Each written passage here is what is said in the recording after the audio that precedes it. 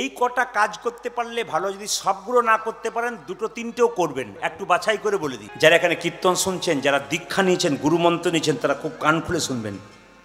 গুরু কিন্তু যাকে তাকে করবেন না। বৃন্দাবন একটা কথা আছে, জল খাবে ছেনে আর গুরু করবে চিনে। একটা 10 টাকার জিনিস বাজারে কিনতে গেলে 10 বার চিন্তা করেন কিনবো কিনা। গুরুর কাছে মন্ত্র নিতে গেলে বাছাই করে গুরু করবেন, যাকে তাকে গুরু করবেন না। শাস্ত্রে বলেছে অজ্ঞান তিমিরান্ধস্য জ্ঞানাঞ্জন শলাকয়া। তোমার ভেতরে অজ্ঞানটা গুরুদেব জ্ঞানের শলকা দিয়ে দূর করবে। তো গুরুদেবের যদি জ্ঞানই না থাকে তোমার অন্ধকার দূর করবে কি করে? এই জন্য গুণবান গুরু করবেন, জ্ঞানবান গুরু করবেন।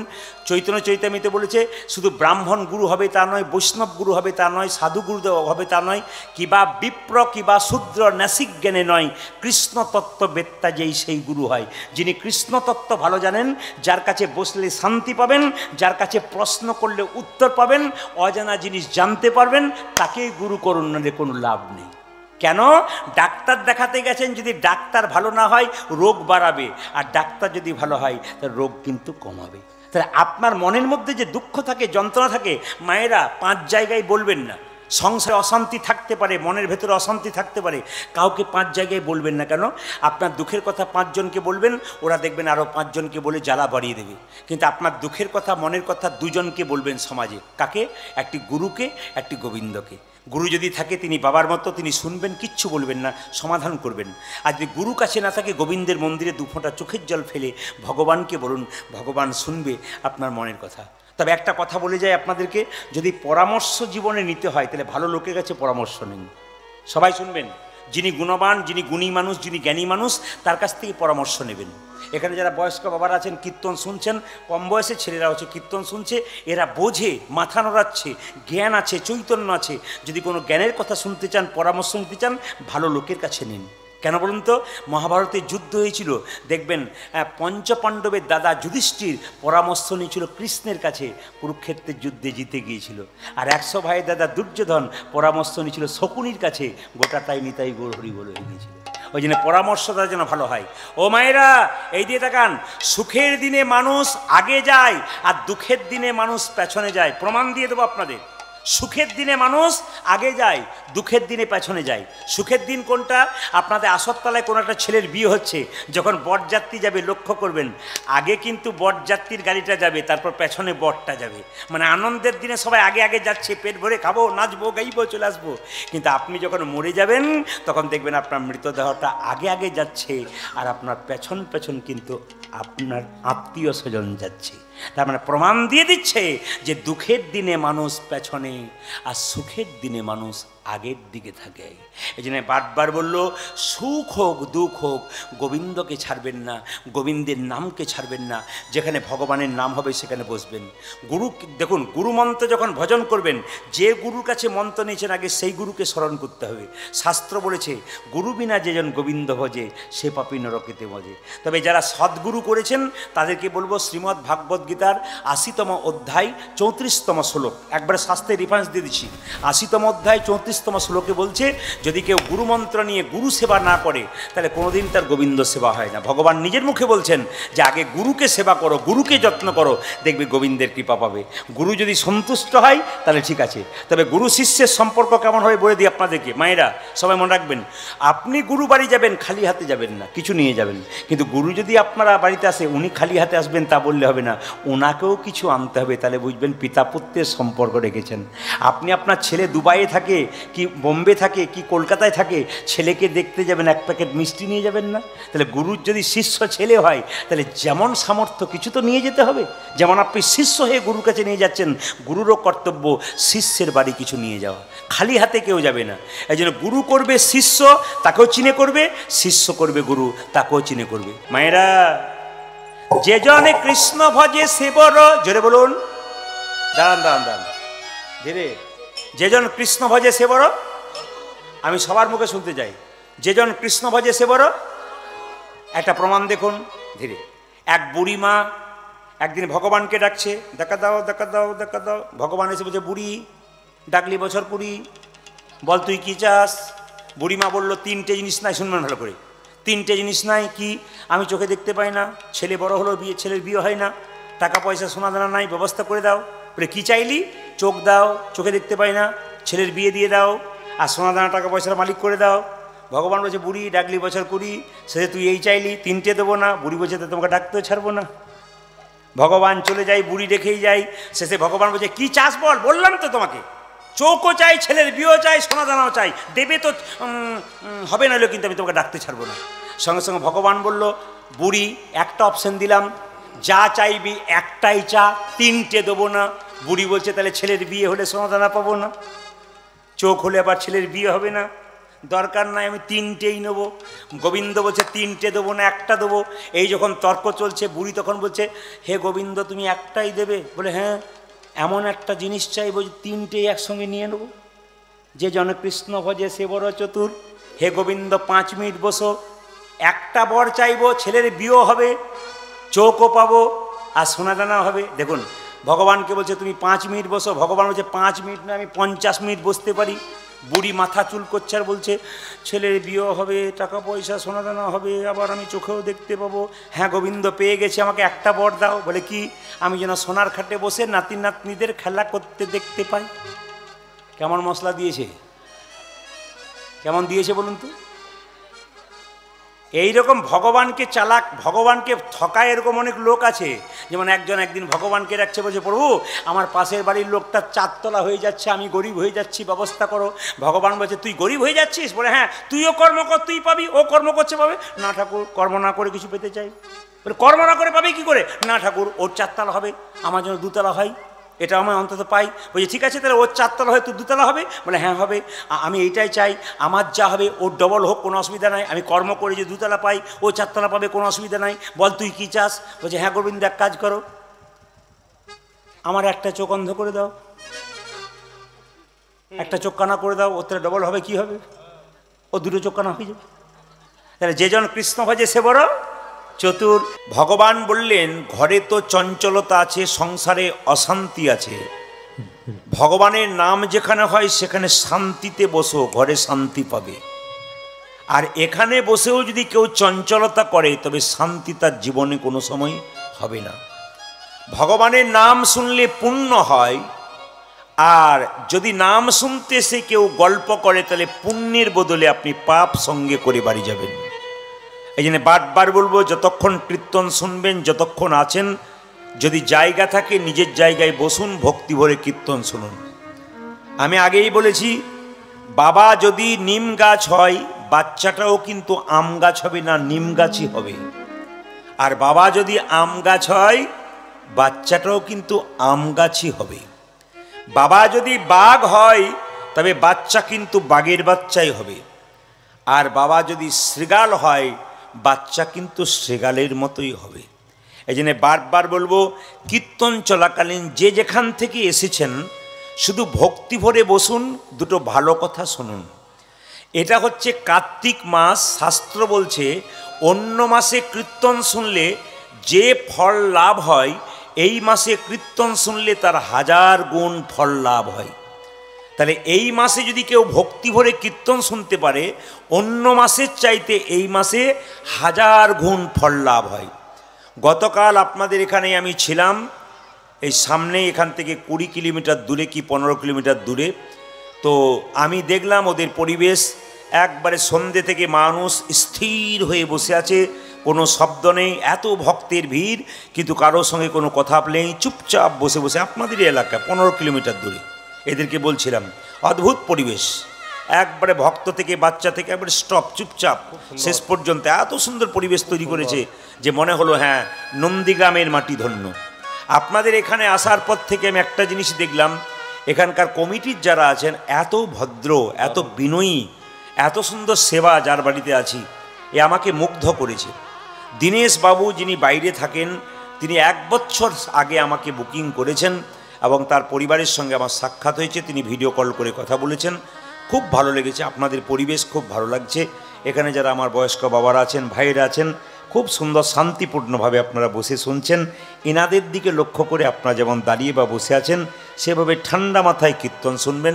আমি একটা কথা আপনাদেরকে বলতে চাই, হিন্দু সনাতন ধর্মকে বাঁচাতে গেলে একবারে মাথায় মাইকম্যান ভাই একবারে কথা নয় সামনে, হিন্দু সনাতন ধর্মকে বাঁচাতে গেলে একের সঙ্গে অন্যের বিবাদ করবেন না। একজন মুসলিম যদি নামাজ পড়তে যায়, একজন যদি না পারে ওকে বলে তুই চালিয়ে যা, আমি তোর পেছনে রইলাম, ধর্ম কর। কিন্তু সবচাইতে দুঃখের ব্যাপার আমাদের হিন্দুদের, একজন যদি হরিভক্ত হয়ে যায় পেছনে 10 জন লেগে যায় যাতে ও হরিভক্ত না হতে পারে, মানে আমার দলে যাতে থাকতে পারে আমি যেমন হয়েছি। তাই বলবো বিবাদ নয় সুবাদ করুন। আপনি হরিনাম নাও করতে পারেন, আপনার সময় নাও থাকতে পারে, যদি আপনার মনে হয় আমি করছি না, তাহলে আপনার সামনে যে করছে তাকে সম্মান দেবেন, তাকে অন্তত বলবেন তুই করে যা, কোনো অসুবিধা নেই, আমি তোকে সম্মান জানালাম, ও যেন আনন্দ পায় আপনার কাছ থেকে। আর আপনি যদি উনি করছেন বলে কটাক্ষ করেন তাহলে বুঝবেন আপনার পায়ের মাটি থেকে কিন্তু পায়ের তলার মাটিটা আপনি সরিয়ে দিচ্ছেন। তাই বলবো গ্রামে গ্রামে হিন্দু সনাতন ধর্মের মানুষ যারা আছেন বিবাদ করবেন না, সুবাদ করবেন। এখন আমাদের সবচাইতে দোষ কি বলুন তো, প্রায় গ্রামে যাচ্ছি, ওই পাড়াতে একটা কীর্তন, এই পাড়াতে একটা কীর্তন একই দিনে, ওরা কত জোরে মাইক চালাতে পারে আর এরা কত জোরে মাইক কম্পিটিশন চলছে, দেখ আমরা কাকে এনেছি, ও বলছে দেখ আমরা কাকে এনেছি। না, এটা হচ্ছে বিবাদ, সুবাদ নয়। আমি একটা কথাই আপনাদের বলবো, এক চাষির 3টে ছেলে ছিল, তো 3 জনই সবসময় ঝগড়া করতো, চাষি দেখলো কি করে এদের এক করা যায়। এক বান্ডিল কঞ্চি এনে 3 ভাইকে দিয়ে বলল একবার ভেঙে দেখাতো। বড় চেষ্টা করলো ভাঙতে পারলো না, ছোট চেষ্টা করলো ভাঙতে পারলো না, মেজো চেষ্টা করলো ভাঙতে পারলো না, কিন্তু যেই না একটা একটা করে ভাগ করে দিয়েছে অমনি ফটাফট ভেঙে দিয়েছে। চাষি বলল কি শিখলি, যদি একসঙ্গে থাকিস কেউ তোদের ভাঙতে পারবে না, আর যদি আলাদা আলাদা হয়ে যাস তাহলে যে কোনো সময় তোদের ভাঙতে পারে।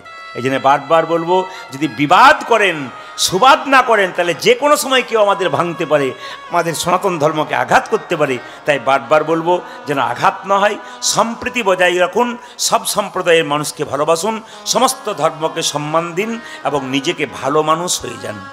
যেন মৃত্যুর সময় আপনি যখন এই আসত্তারা গ্রাম থেকে যাবেন, লোকে যেন বলতে পারে আহ লোকটা খুব কৃষ্ণ ভক্ত ছিল, খুব ভালো মানুষ ছিল গো, জানবেন ইনি যাচ্ছেন স্বর্গে। আর আপনার মৃত্যুর পর লোকে যদি আঙুল দেখিয়ে বলে এই বেটা খুব দুষ্ট ছিল রে, বদমাইশ লোক ছিল, লোকের সঙ্গে তর্ক করতো, ঝগড়া করতো, জানবেন ইনি চললেন নরকে, শাস্ত্র পরিষ্কার করে বলল। তাই বারবার বলবো, জন্ম হোক যথাতথা, কর্ম হোক ভালো। যতক্ষণ কীর্তন শুনবেন খালি মন দিয়ে শুনুন, যতটা নিতে পারবেন তত কিন্তু আপনার লাভ আছে। যিনি অক্লান্ত পরিশ্রম করে মহাপ্রভু এলেন আমাদের জীবের দ্বারে, আমাদের মতো অধম জীবকে উদ্ধার করবার জন্যে।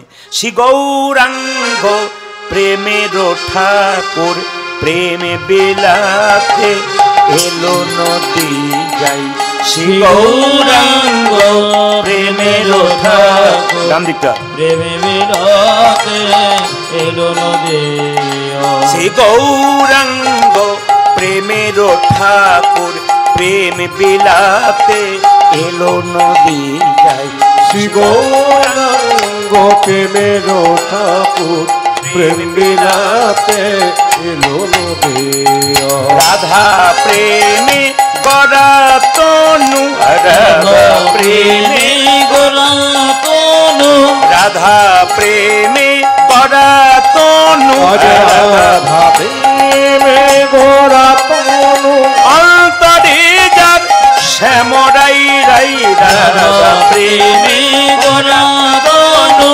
অন্তরে ধরে শ্যামরা, শ্রী গৌরাঙ্গ প্রেমের ঠাকুর প্রেম বিলাতে নিদাই হরি বল, শ্রী গৌরাঙ্গ প্রেমের ঠাকুর প্রেম বিলাতে এলো নদী, শ্রী গৌরাঙ্গ প্রেমের ঠাকুর প্রেম বিলাতে এলো নদিয়ায়, শ্রী গৌরাঙ্গ প্রেমের ঠাকুর প্রেম বিলাতে এলো নদী। আপনাদের গ্রামে কীর্তন হচ্ছে, যারা টোটো অটোতে করে কীর্তন শুনতে আসছেন, মোটরসাইকেলে আসছেন, তাদের জায়গা আগে দিন, কমিটিকে বলবো তাদেরকে খুব আদর সম্মান করে বসান। তারা বাইরে থেকে আসছেন, আপনার গ্রামের মানুষ যারা আছেন খুব সম্মান দিয়ে তাদেরকে বসান, কারণ অতিথি তারা এসছেন আপনাদের গ্রামে কীর্তন শুনতে, বড় ভক্তি ভরে আদর ভরে তাদের কীর্তন শোনান। আসুন, সবার কাছে নিবেদন রইল, মায়েরা, মহাপ্রভু মানে নিমাইয়ের বিয়ে হয়েছিল 2 বার। প্রথম বিয়ে হয়েছিল লক্ষ্মীপ্রিয়ার সঙ্গে, সাপে কেটে মরে গেল। দ্বিতীয় বিয়ে হলো বিষ্ণুপ্রিয়ার সঙ্গে। আচ্ছা মায়েরা বলুন তো, যে মেয়েটার বিয়ে হবার পর তার স্বামী যদি পাগলের মতো নাচে, মেয়েটার অবস্থা কি হয়? কিন্তু বিষ্ণুপ্রিয়া এমন মেয়ে যে কিন্তু বিষ্ণুপ্রিয়ার নামটা এত সুন্দর ইতিহাসে লেখা আছে কেন? বিষ্ণুপ্রিয়া হচ্ছে একজন নারী যার নাম ইতিহাসে আছে। আমি আপনাদের বলবো, জন্ম হোক যথাতথা, কর্ম যেন ভালো হয়। জন্ম যে কুলে হোক না কেন, কর্মটা যেন ভালো হয়। বিষ্ণুপ্রিয়া ছোট্ট কথা একটু আপনাদের বলে যাই, একটু মন দিয়ে শুনুন। নিমাই যখন সন্ন্যাস নিয়ে চলে গেল, তখন নিমাইয়ের বয়স ছিল মাত্র 24 বছর, আর বিষ্ণুপ্রিয়ার বয়স মাত্র 14 বছর। 10 বছরের ছোট বড় দুজনে। সবাই লক্ষ্য করুন, যেদিন থেকে নিমাই সন্ন্যাস নিয়ে চলে গেছে সেদিন থেকে বিষ্ণুপ্রিয়া সকালবেলায় ঘুম থেকে উঠে ভোর 4টের সময় স্নান করে, ভিজে কাপড়ে বসে বসে হরে কৃষ্ণ হরে কৃষ্ণ হরে কৃষ্ণ হরে কৃষ্ণ। তার মানে কি? স্বামী যা কাজ করবে স্ত্রীকে তা সাহায্য করতে হবে। স্বামী যদি তার কর্মের মধ্যে ভুল করে, স্ত্রীকে বাধা দিতে হবে। স্বামী যদি অন্যায় পথে রোজগার করে, স্ত্রী পারে তাকে সোজা করে দিতে। আপনার স্বামী 10,000 টাকা মাসে রোজগার করে হঠাৎ 20,000 আনলে আপনি প্রশ্ন করবেন 20 কোথায় থেকে পেলে? অন্যায় করলে না তো? যদি অন্যায় করো, অন্যায়ের টাকা আমার ছেলে মেয়ে ভোগ হবে, তারা শান্তি পাবে না। এটা প্রশ্ন আপনাকে করতে হবে। তুমি অন্যায় করে আনোনি তো? যদি পারেন তাহলে সমাজ সুন্দর হবে, আপনার সংসার সুন্দর হবে। বিষ্ণুপ্রিয়া কি করেছে দেখুন, নিমাই চলে গেছে সন্ন্যাসে, বিষ্ণুপ্রিয়া ভোর 4টের সময় স্নান করে। মাঘ মাসে যখন আপনারা ঘর থেকে বেরোতে পারেন না, ঠান্ডাতে থরথর করে কাঁপেন, বিষ্ণুপ্রিয়া তখন ভোর 4টের সময় গঙ্গায় স্নান করে ভিজে কাপড়ে হরে কৃষ্ণ হরে কৃষ্ণ। পাশের বাড়ির মেয়েটা বলে, প্রিয়া তুই যে মরে যাবি রে। বলে, কেন? এই ভিজে কাপড়ে কীর্তন করছিস, তুই যে মরে যাবি। বিষ্ণুপ্রিয়া বলল, আমার স্বামী যদি কৃষ্ণ কৃষ্ণ বলে চলে যায়, আমি যদি তাকে পেছন পেছন সাহায্য না করি, আমাকে সহধর্মিনী বলবে না। স্বামী যা কর্ম করবে, স্ত্রী যদি সাহায্য না করে তবে তাকে সহধর্মিনী বলে না। স্বামী যদি ধর্ম করে আর স্ত্রী যদি বাধা দেয়, তবে তাকে সহধর্মিনী নয়, সহপাপিনী বলে। আপনি সহপাপিনী হবেন না, সহধর্মিনী হন। খুব শিখে যাবেন, শব্দ না করে মন দিয়ে শুনে নিন। বিষ্ণুপ্রিয়া দেখুন, লক্ষ্য করুন, সকাল থেকে সন্ধে পর্যন্ত আপনারা আমরা কবার খাই? 3 বার 4 বার। বিষ্ণুপ্রিয়া ত্যাগ করেছিল। জীবনে ত্যাগ ছাড়া কোনো কিছু পাওয়া যায় না। একটা ছেলে যদি 12 ঘন্টার মধ্যে, দিনে 12 ঘন্টার মধ্যে 6 ঘন্টা পড়ে, সে যদি ত্যাগ না করে, পড়াশোনাতে উন্নতি হবে কি করে? আপনি সারাদিন ঘুরছেন ফিরছেন, কাজ করছেন, দোকান করছেন, সব করছেন, ভগবানকে কিছুই দিলেন না, আর বিপদে পড়লেন, তখন মন্দিরে গিয়ে বলেন, ঠাকুর এই বিপদ থেকে যদি রক্ষা করো না, তোমার নামে একটা বিরাট কিছু করবো। করবে কেন? আপনি সারা বছর সম্পর্ক রাখেন নাই, আর বিপদের সময় ডাকতে গেছেন, আপনার কাছে আসবে কেন? কোনো মতেই আসবে না। ব্যাংকে টাকা জমা দেবেন, তবে তো টাকাটা আপনি সুদ পাবেন। আপনি টাকা জমা দেবেন না, গিয়ে বলবেন সুদ নেবো, আপনাকে তো পুলিশ ঘাত ধরে বের করে দেবে। সেরকম ভগবানের সঙ্গে সম্পর্ক করবেন না। এখানে কীর্তন হচ্ছে আর আমি দাঁড়িয়ে দাঁড়িয়ে শুনলাম, কিছুক্ষণ পরে চলে গেলাম, আর যখন বিপদে পড়লাম তখন উপুর হয়ে পড়লাম মন্দিরে। কে আপনার কথা শুনবে? কোনো মতেই শুনবে না। কেন শুনবে? আগে কিছু করবেন, তবে আপনি পাবেন। কিছু দিয়ে থাকলে আপনার কিছু পাওয়া আছে, আর কিছু না দিলে আপনি পাবেন না। এটা কখন বুঝবেন বলুন তো? যাদের রক্তের গরম আছে তারা বলে এগুলো কোনো ব্যাপারই নেই, কিন্তু রক্ত যখন ঠান্ডা হয়ে যাবে, শরীরে রোগ হয়ে যাবে, বাড়ির লোক যখন 10 দিন সেবা করবে, তারপর বিরক্ত হয়ে বলবে বা চলে যেতে পারে, বা আমরা বাঁচি, সেই দিনই বুঝবেন সংসারে কেউ কারো নয়। আপনি যতক্ষণ সংসারকে দিচ্ছেন, সংসার আপনাকে ভালোবাসা দিচ্ছে, আপনার সংসারে দেওয়া বন্ধ হয়ে যাবে, দেখবেন সংসার আপনাকে কেমন তাড়িয়ে দিচ্ছে। সংসার একবারে নিয়ম, পাক্কা কথা। এই জন্য বারবার বলবো, সংসারের সমস্ত কর্ম করুন, আসল কর্তব্য বন্ধ করবেন না। বিষ্ণুপ্রিয়া কি করতো মা? সকাল থেকে সন্ধে পর্যন্ত একটা করে ধান খুঁটে খুঁটে চাল বের করতো, হরে কৃষ্ণ নাম করতো। এইটুকু চাল গঙ্গা থেকে জল এনে একবার সেদ্ধ করে সারাদিন পরে খেত। এর নাম বিষ্ণুপ্রিয়া। নিমাই একবার সন্ন্যাসের বাড়িতে, সন্ন্যাস নেবার পর অদ্বৈতের বাড়িতে এসেছিল। পাড়ার মেয়েরা বলল নিমাই এসেছে। সচিমাতা বলল, আমার নিমাই? ও মায়েরা, আপনার ছেলে যদি বহুদিন পরে বাড়ি আসে বা গ্রামের পাশে কোথাও আসে, মা যদি শুনতে পায় আমার ছেলে এসেছে, পাগল হয়ে যাবে, কখন ছেলেকে দেখতে পাই। সচিমাতা বলছে, প্রিয়া সেজে নাও, সেজে নাও, আমার নিমাই এসছে অদ্বৈতের বাড়িতে, একবার দেখতে যাব। বিষ্ণুপ্রিয়া যখন সুন্দর করে সাজছে আমার বধূকে দেখব বলে, তখন নিত্যানন্দ এসে বলল, নিমাই সবাইকে যেতে বলেছে, শুধু বিষ্ণুপ্রিয়াকে যেতে বারণ করেছে।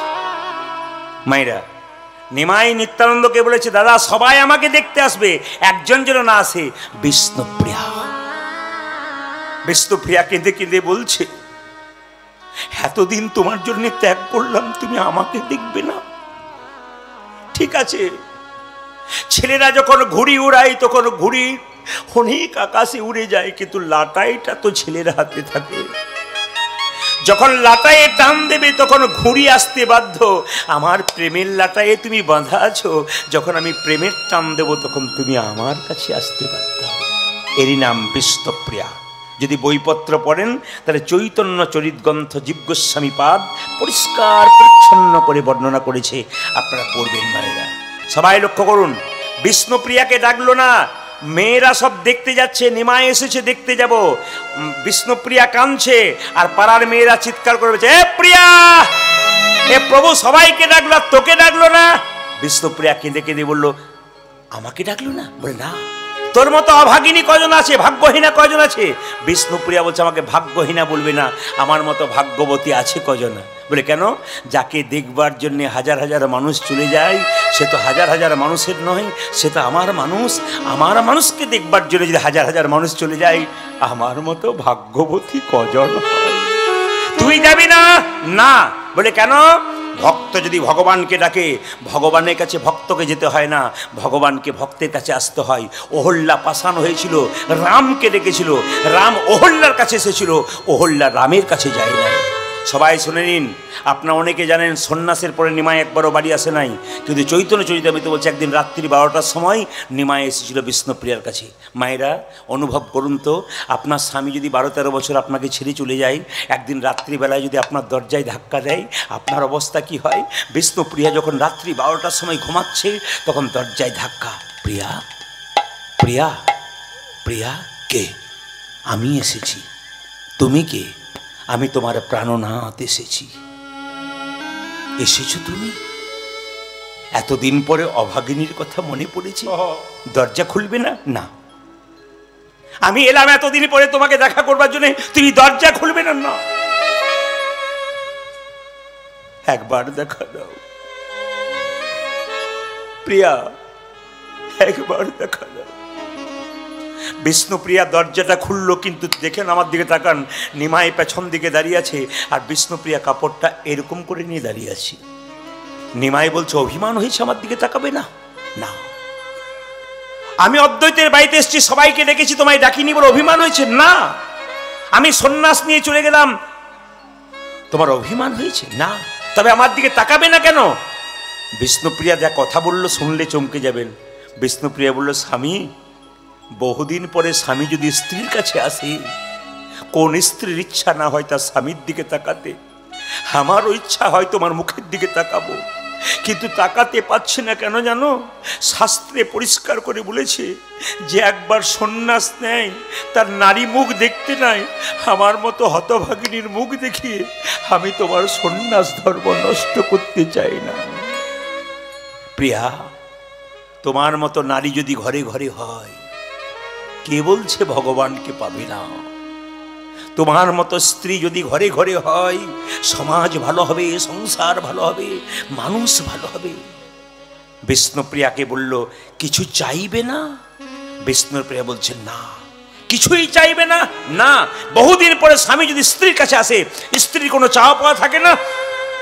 থাকে, কিন্তু আমি চাইব না। বলে কেন? ভগবানকে যে পতিরূপে পেয়েছে তার আবার চাইবার কি আছে? ভগবান যার পতি, তার আবার চাইবার কি আছে? মায়েরা, সবাই জানেন নিমাই দেহ রেখেছিল, মহাপ্রভু দেহ রেখেছিল জগন্নাথ মন্দিরে জয় জগন্নাথ বলে। বিষ্ণুপ্রিয়া কোথায়? মহাপ্রভু খড়ম যুগল নিয়ে মন্দিরে বসে বসে ওইখানেই দেহত্যাগ করেছিল। এই জন্য আসুন আমরা আজকে মহাপ্রভুর লীলাটুকু গাইব। সবাই ভক্তি ভরে একটু উলুধ্বনি দিন, নেতাই গৌর হরি হরি। নেতাই চাঁদ জীবের দ্বারে হরিনাম দিচ্ছে আর নিমাই মহাপ্রভু হরিনাম দিচ্ছে। একজন ভক্ত বলছে, কে গো তুমি কাঙ্গাল বেশে, দেশে বিদেশে ঘুরে বেড়াও। কে গো তুমি কাঙ্গাল বেশে, টোন ক্লিয়ার নেই, টোনের কোয়ালিটি নেই। ঘুরে বেড়াও। কে গো তুমি কাঙ্গাল বেশে, বলে দাও। শিকলটা তুলতে হবে, বক্সগুলো তুলতে হবে। এই বক্সগুলো সাউন্ড কমে যাচ্ছে তোমার, তুমি ঠিক পাচ্ছ, এখানে পাচ্ছ না।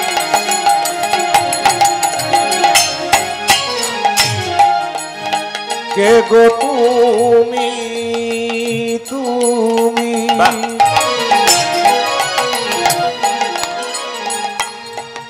কে গো তুমি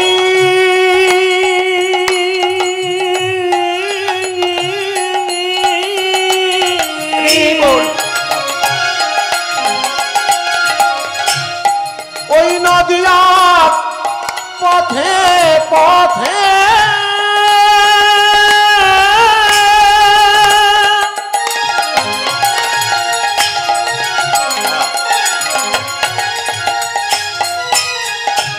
তুমি বলি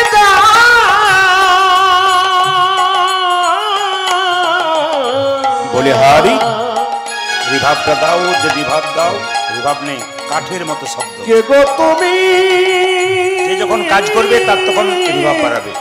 কাঙালি বেশে তুমি বলে দাও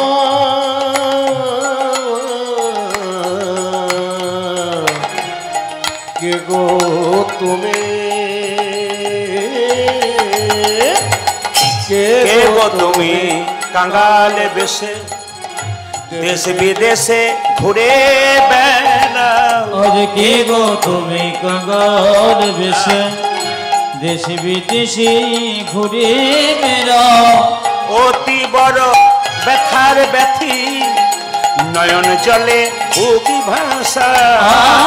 অতি বড় ব্যথায় ব্যথি নয়ন জলে বুকি ভাষা। অতি বড় ব্যথার ব্যথি নয়ন জলে বুকি ভাষা। অতি বড় ব্যথার ব্যথি নয়ন জলে বুকি ভাষা। কে গো তুমি কাঙ্গাল বেশে দেশ বিদেশে ঘুরে বেড়াও। কে গো তুমি কাঙ্গাল বেশে দেশ বিদেশে ঘুরে বেড়াও। যমুনার কুলে কদম্ব মূলে বাজাতে বাঁশি রাধা বলে। যমুনার কুলে কদম্ব বলে বাজাতে বাঁশি রাধা বলে। যমুনার কুলে কদম্ব মূলে বাজাতে বাঁশি রাধা বলে। যমুনার কোলে কদম্ব মনে বাজাতে বাঁচি রাধা বলে। সেই না তুমি গৌর হয়ে কলির জীবে নাম বিলা। সেই না তুমি বই হয়ে কলি জীবী নাম বেড়া। সেই না তুমি, সেই না তুমি, সেই না তুমি গৌর হয়ে কলির জীবে নাম বিলা। না তুমি গৌর হয়ে করে দিবে নাম বিলা। কে গো তুমি কাঙ্গাল বেশে দেশ বিদেশে হরি বিলা। আজ কে গো তুমি কাঙ্গাল বেশে দেশ বিদেশে ঘুরে বেড়াও। সবাই মিলে একটু হাত তুলুন একসঙ্গে, একসঙ্গে সবাই মিলে। তোরা যাবি রে বৈকুণ্ঠ ধাম, একসঙ্গে হ্যালো একসঙ্গে হাত তুলুন সবাই মিলে। বলুন রাধা রানী কি। যে পরিমাণ ভক্ত হয়েছে তাদের মনে হচ্ছে জয়টা একটু জোরে হবে। শ্যাম সুন্দর কি, বেড়েছে আরো বাড়বে। মদন মোহন কি, হরিবাসর কি, সাধুগুরু বৈষ্ণব কি। জয় বলছেন না ভয় বলছেন বুঝতে পারছি না। হ্যাঁ এত জোরে বলবেন যেন নন্দীগ্রাম পর্যন্ত যায়। রাধা রানী কি। হ্যাঁ দম আছে বলবে। এখনো কিন্তু ভক্ত আসছে যারা জায়গা পেয়েছেন। ভোজবাড়িতে যারা প্রথমে আসে তারা জায়গা পায়, শেষে আর পায় না। তা আপনারা যারা পেয়েছেন ভাগ্যবতী ভাগ্যবান। জোরে বলুন রাধা রানী কি, শ্যাম সুন্দর কি, মদন মোহন কি, হরিবাসর কি, সাধুগুরু বৈষ্ণব কি। গরম লাগছে কি না, দেখলাম যে আপনারা কেমন ডুবে গেছেন আর কি। সবাই জয় দিচ্ছেন, হাত তুলুন। তোরা যাবি রে বৈকুণ্ঠ ধাম, তোরা যাবি রে বৈকুণ্ঠ ধাম, বদন ভরে বল রে হরি নাম। তোরা যাবি রে বৈকুণ্ঠ ধামে বদন ভরে বল রে হরি নাম। তোরা যাবি রে বৈকুণ্ঠ ধাম, বদন বলে হল রে হরি নাম। ও তোরা যাবে রে বৈকুণ্ঠ ধামে বদন ভরে বল রে হরি নাম। তোরা যাবি রে বৈকুণ্ঠ ধামে বদন ভরে বল রে হরি নাম। তোরা যাবি রে বৈকুণ্ঠ ধামে বদন ভরে বল রে হরি নাম। পাপী ছিল জগায়ার মাথায়, হরি নামে উদ্ধারিল এরা দুটি ভাই। আজ পাপে ছিল জগায়া মাঝ হরি নামে উদ্ধারিল এরা দুটি না না, ভয়। যার হাত আছে তিনি তালি দেবেন, যার নাই তার দরকার নেই। তবে আপনাদের এখানে খুব ভালো লাগলো কি বলুন তো, সবাই তালি দিচ্ছেন ভক্তি ভরে, হ্যাঁ, কিন্তু খারাপ লাগলো কোনটা? পাপি ছিল জগজন, এদের ভালো লাগলো না। না না, আপনারা যারা এরকম করে আছেন হাতটা একটু নামাবেন, উঠাতে না পারেন নামাবেন অন্তত। আর আমাদের সবচাইতে অন্যান্য সম্প্রদায়ের যে কোনো ধর্মীয় আসরে দেখবেন ছেলে মেয়ে সবাই চুপচাপ বসে যায়, আর আমাদের দেখবেন আসন পেতে দিল ভদ্রলোকে, না না এখানে জন্য বলি না, কিন্তু কোনো মতেই বসবে না। কেন বলুন তো, বসার কোনো চান্স নাই। এসে ধর্ম চুলোই যাক কোনো ব্যাপার নেই, বসার কোনো চান্স নেই, বসবো না, আমি শর্ত করেছি। আচ্ছা ঠিক আছে, তবে বসবেন না, তা হাতটা একটু তুলুন তো সবাই মিলে দেখি। যদি হিন্দু হন তো হাত তুলুন, যারা হিন্দু হবেন তারা হাত তুলবেন, ক্যামেরা কিন্তু হচ্ছে, যারা হিন্দু আছেন হাত তুলবেন। হরে কৃষ্ণ, সবাই মিলে হাতটা তুলে একসঙ্গে। তোরা যাবি রে বৈকুণ্ঠ ধাম, বদন ভরে বরদে হরি নাম। তোরা যাবি রে বৈকুণ্ঠ ধামে বদন ভরে বরদে হরি নাম। তোরা যাবি রে বৈকুণ্ঠ ধামে বদন ভরে বরদে হরি নাম। তোরা যাবি রে বৈকুণ্ঠ ধামে বদন ভরে বরদে হরি নাম। এই যে পাপী ছিল জগাইয়ের মাথায়, ও যে হরি নামে উদ্ধারিল এরা দুটি ভাই। উলধ্বনি। পাপী ছিল জগাইয়ের মাথায়, হরি নামে উদ্ধারিল এরা দুটি ভাই। পাপী ছিল জগাইয়ের মাথায়, ও যে হরি নামে উদ্ধারিল এরা দুটি ভাই। পাপি ছিল জগায়ার মাথা, হরি নামে উদ্ধারিল এরা দুটি ভাই। আবার ওহল্লা উদ্ধারিল হয়েছিল পাষাণ। ওহলা উদ্ধারিল হয়েছিল পাষাণ। যাবি রে বৈকুণ্ঠ ধামে বদন ভরে বরদে হরি নাম। উলধ্বনি। যাবি রে বৈকুণ্ঠ ধামে বদন ভরে বরদে হরি নাম। তোরা যাবি রে বৈকুণ্ঠ ধামে বদন ভরে বরদে হরি নাম। তোরা যাবি রে বৈকুণ্ঠ ধামে বদন ভরে বরদে হরি নাম। তোরা যাবি রে বৈকুণ্ঠ ধামে বদন ভরে বরদে হরি নাম। তোরা যাবি রে বৈকুণ্ঠ ধামে বদন ভরে বরদে হরি নাম। একসঙ্গে বলুন রাধে রাধে। বাহ বাহ বাহ। কালকেও কিন্তু ওখানে একসঙ্গে বলতে বলেছি, আপনারা মায়েরা যেমন বলছেন সেরকম বলেছে, খুব ভালো লেগেছে। একসঙ্গে বলুন রাধে রাধে। লক্ষ্মী মায়ের মতো বলছেন, যেমন আমাদের ভাই খুব সুন্দর কথাগুলো আসলে বললেন যে সনাতন ধর্মকে বাঁচাতে গেলে কি কি উপায়, কি পথ, এগুলো আপনাদের মন দিয়ে শুনতে হবে। এখানকার কমিটির ভদ্রতা, কমিটির বিনয়ী ভাব এবং কমিটির মধ্যে যে শান্ত একটা ভাব আমাকে মুগ্ধ করেছে। এখানকার মন্দির আমাকে মুগ্ধ করেছে, মা লক্ষ্মীর মূর্তি মুগ্ধ করেছে, চণ্ডী মাতার মন্দির আছে বোধহয়, খুব ভালো লেগেছে। এখানকার যারা বয়স্ক বাবারা এসছেন তাদেরকে আমার খুব ভালো লেগেছে। কম বয়সের ছেলেরা যারা আছেন তাদের প্রতি আমার সম্মান রইল, সবাইকে ভালোবাসা রইল। সবাই ভালোভাবে থাকবে, শান্তিতে থাকবে, আনন্দে থাকবে, সনাতন ধর্মকে বাঁচাবে। সবাই মিলে বলুন রাধে রাধে। जोर से बोलना पड़ेगा, आरो जोर से बोलना पड़ेगा। दोनों हाथ उठा के बोलो। কৃষ্ণ নিজের মুখে বলেছেন যে আমাকে কিনতে চায় তার টাকা পয়সার দরকার নাই, শুধু রাধে রাধে বললেই কিনে নেবে। কৃষ্ণের কথা যদি ঠিক হয়, কৃষ্ণ নিজের মুখে বলছেন যে আমাকে যে রাধে রাধে নাম শোনাবে না তাই সে আমাকে বিনামূল্যে কিনে নেবে, কোনো পয়সার দরকার নাই। তাহলে কৃষ্ণকে যারা কিনতে চান জোরে বলবেন, কি বলবেন? আরো জোরে বলুন। কাল সকাল থেকে একজন একজনকে দেখবেন, কি বলবেন? জোরে বলুন। আচ্ছা, এইবার ফোন করবেন কাউকে, হেলো না বলে কি বলবেন? জোরে বলুন। আচ্ছা, যার সঙ্গে যার ঝগড়া আছে কাল সকাল থেকে দেখার পর কি বলবেন? বলবেন, কিন্তু বাদ দেবেন না। চলুন আমরা চলে যাই বৃন্দাবনে, সবাই মিলে চলুন বৃন্দাবনে যাই। চলো রে মন, সবাই মিলে একসঙ্গে চলো রে মনে বৃন্দাবন ধাম। সবাই শুনতে পাচ্ছেন তো? হ্যাঁ, খুব সুন্দর।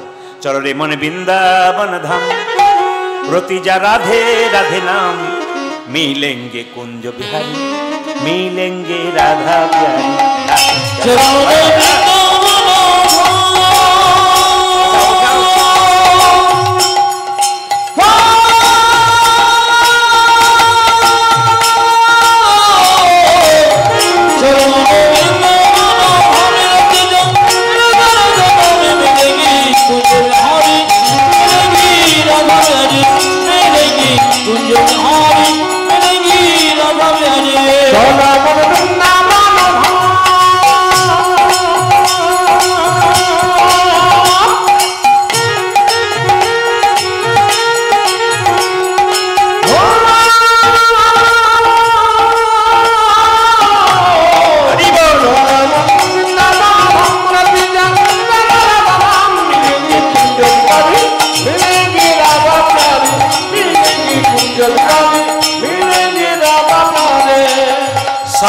धाम से प्रिय वृंदावन धाम है, सबसे मीठो मधु श्री राधा नाम है। ओ ओ सब धाम से प्रिय वृंदावन धाम है, सबसे मीठो मधु श्री राधा नाम है। सब धाम से प्रिय वृंदावन धाम है, सबसे मीठो मधु श्री राधा नाम है। ओ सब धाम से देखो, सब धाम से देखो, सब धाम से प्रिय वृंदावन धाम है, सबसे मीठो मधु श्री राधा नाम है। तेरी पूरन होगी कामरति राधा राधा नाम, तेरी पूर्ण होगी कामरति राधा राधा नाम, तेरी पूरन होगी कामरति राधा राधा नाम। ओ तेरी पूरन होगी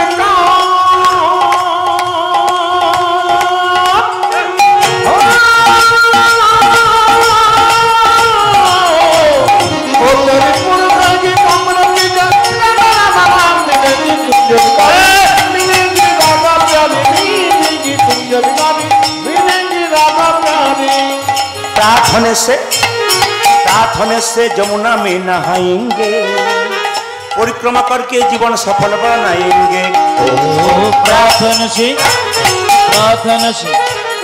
प्रार्थना से जमुना में नहाएंगे, परिक्रमा करके জীবন সফল বানাবে। আপনাদের আসরতলাতে দেখেছি কিনা জানি না, আমি তো এলাম আজকে প্রথম। সকালবেলায় সকাল থেকে ঘুম থেকে ওরা সব ছুটতে শুরু করে, কেন বলুন তো? খাবার হজম করার জন্য, মর্নিং ওয়াক না কি বলছেন? আবার দেখবেন কেউ খাবারের জ্বালায়, পেটের জ্বালায় ছুটতে থাকে কাজের সন্ধানে। কিন্তু বৃন্দাবনে গেলে দেখবেন সকালে ঘুম থেকে উঠে সবাই দৌড়াচ্ছে। কোথায় দৌড়াচ্ছে? যমুনার দিকে। কেন? স্নান করবে, মন্দির পরিক্রমা করবে, তারপর ভগবানকে ডাকবে, তারপর কাজে যাবে। বৃন্দাবনের নিয়ম হচ্ছে এইটাই। যত মানুষ বাস করে ঘুম থেকে উঠে একবার সোজা, কোথাও নেই, একবার স্নানে যাবে, মন্দির পরিক্রমা করবে, ভগবান একটু ভজন করবে, যে যা ব্যবসা করে, বাণিজ্য করে, চাকরি করে, সব নিজে নিজের জায়গায় যাবে। এর থেকে কি শিখলেন? মানুষ করে জন্ম নিয়েছেন, সকালবেলায় কিছু কর্ম করুন, ঘুম থেকে উঠে স্নান করুন, যারা ব্যবসা বাণিজ্য করছেন ভগবানকে ডাকুন, মন্দির পরিক্রমা করুন, তারপর সবাই চলুন নিজের নিজের কাজে।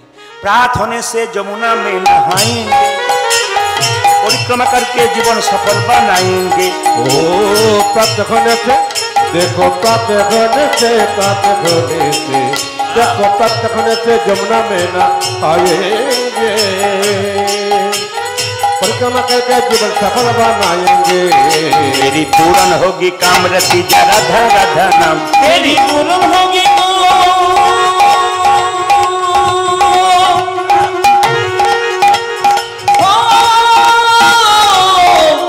तेरी पूर्ण होगी कामरति राधा राधा नाम। मिलेंगे कुंज बिहारी, मिलेंगे राधा प्यारी, मिलेंगे कुंज बिहारी, मिलेंगे राधा ध्वनि सबाई ध्वनि हाथ तुले निताई गौर हरि बोल।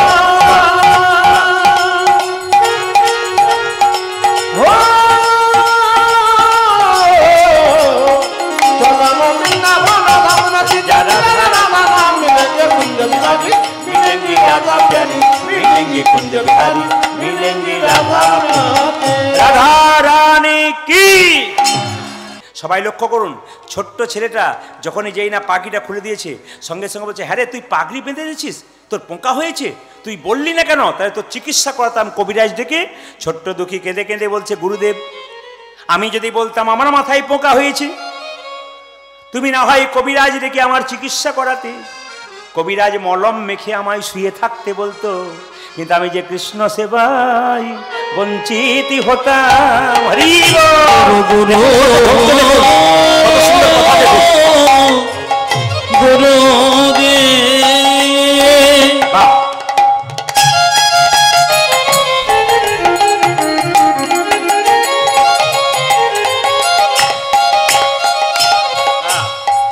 বলে হারি এই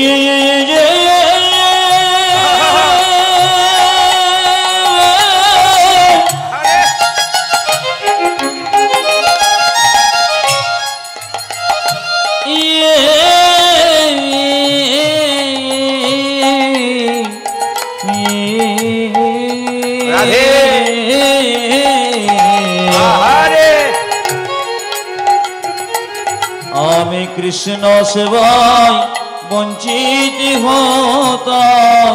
ও যে জলিয়া নিতে না পারিলে কৃষ্ণ সেবাই বঞ্চিত হতাম। ওই আমি জলানিতে না পারিলে আমার মানব জনমে ওই আমি জলানিতে না পারিলে মানব জনমে মেধায় ওই আমি জলানিতে না পারিলে মানব জনমে মেধায় যেত কৃষ্ণ সেবায় বঞ্চিত হতাম। এই যে তাকান মায়েরা, আপনারা বয়স্ক মানুষ যারা আছেন, বাবারা যারা আছেন, গুনবেন, আমি অঙ্কতে কাঁচা। ছোট্ট ছেলে বলছে, ওগো গুরুদেব, এই যে মানুষ জন্ম পেয়েছি যেমন তেমন পাই নাই, পরের জন্মে পাবো তার গ্যারেন্টি নাই। তাকান তাকান, আজকে যারা মানুষ করে জন্ম পেয়েছেন তাদের ভাগ্য ভালো, পেয়েছেন খুব কষ্টে, পরের জন্মে পাবেন কোনো গ্যারেন্টি নেই। বলে কেন? ছোট্ট দুঃখী বলছে, ওগো গুরুদেব, 84 লক্ষ জনই ভ্রমণ করে মানুষ হলাম। গুনবেন আপনারা, 20 লক্ষ বার গাছ গাছরা রূপে জন্ম নিলাম।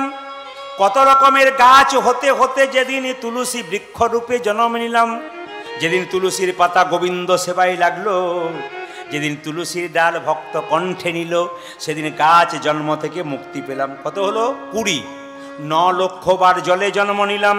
কত জলে পোকা মাছ কাঁকড়া হতে হতে যেদিন আমি শঙ্খ রূপে জন্ম নিলাম, মায়েদের মুখে 3 বার বেজে উঠিলাম, বেজে উঠিল সেই দিন আমার জল জনমে থেকে মুক্তি হলো। আচ্ছা মায়েরা, শঙ্খ বাড়িতে বাজান তো? জোরে বলুন হা না না।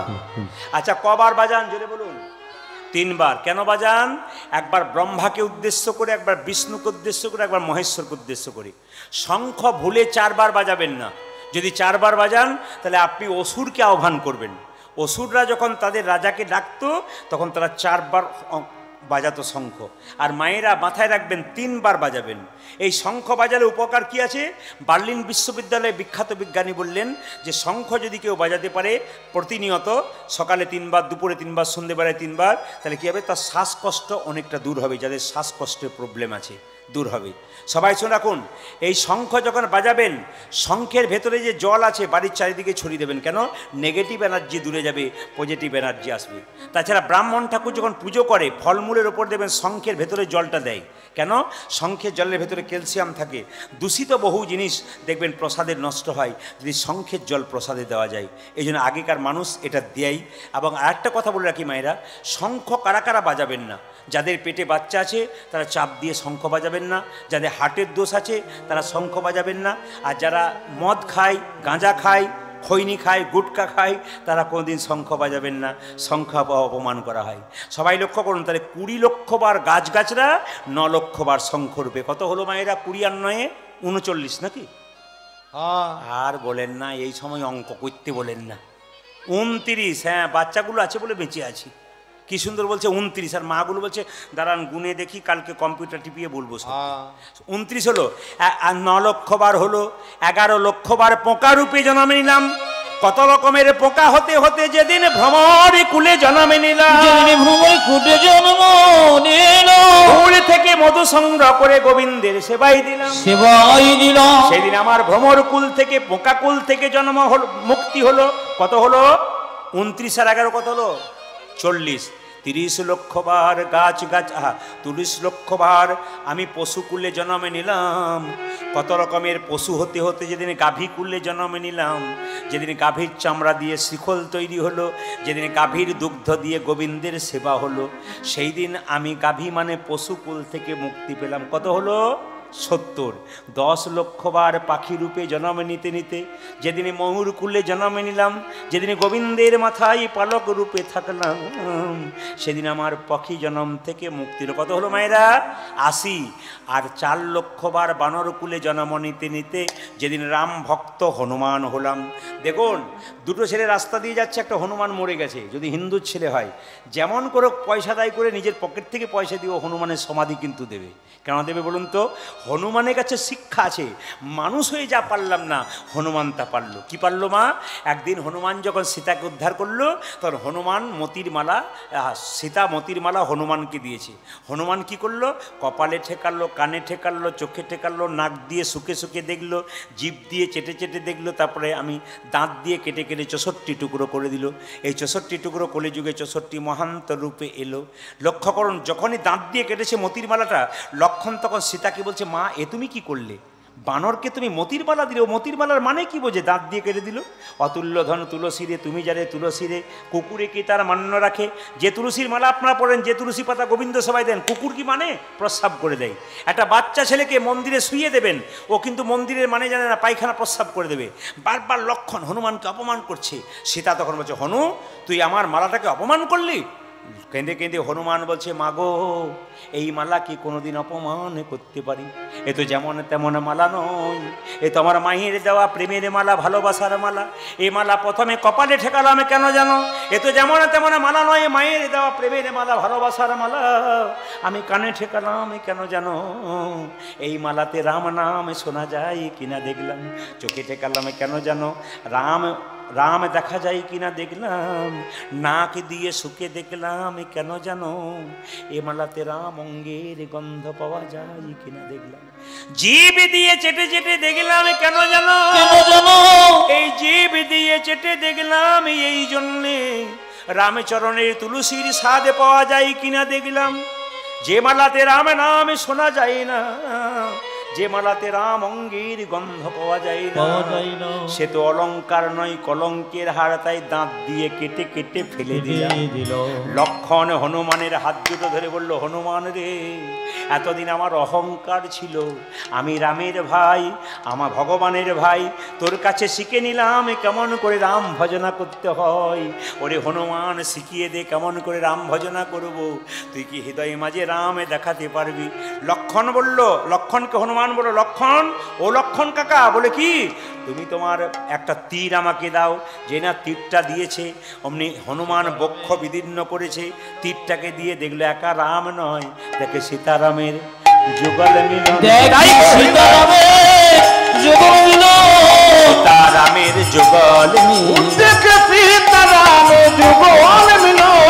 হনুমানের হৃদয়ে মাঝে সীতারামের যুগল মিলন।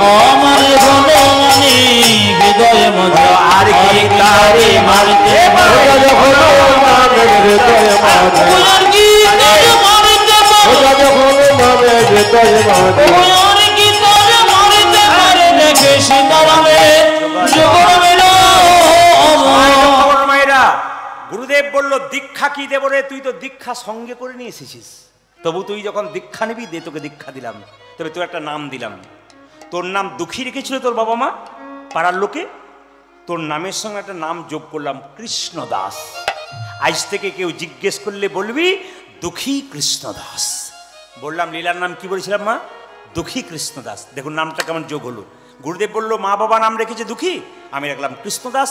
আজ থেকে তোর নাম হলো দুঃখী কৃষ্ণদাস। তবে এক কাজ কর, তুই বৃন্দাবনে রাধারানী কৃপা পাবি। এই দেখ, তোকে একটা চিঠি লিখে দিলাম, জীব গোস্বামী পাদের কাছে যা, বিখ্যাত গুরুদেব, সে তোকে সব শিখিয়ে দেবে। ছোট্ট ছেলে দুঃখী চলল কোথায়? জীব গোস্বামী পাদের কাছে। আর যেতে যেতে গাইছে, ওই আমি কোথায় গেলে পাবো গো দেখো আমার ঘন শ্যাম, আমার ঘন শ্যাম শ্যাম। আমি কোথায় গেলে পাবো গো দেখো আমায় ঘন শ্যাম, আমায় ঘন শ্যাম। আমি কোথায় গেলে পাবো গো দেখো আমার ঘন শ্যাম, আমার বাতাসে কোথায় আমার কৃষ্ণ কানা?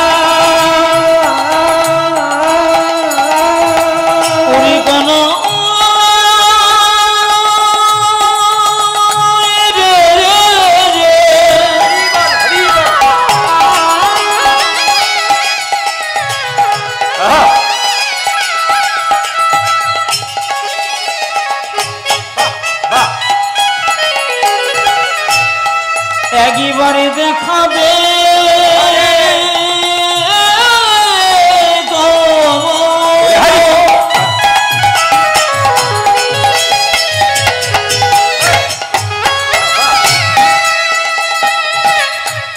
ইয়রি কনয় দেখো যে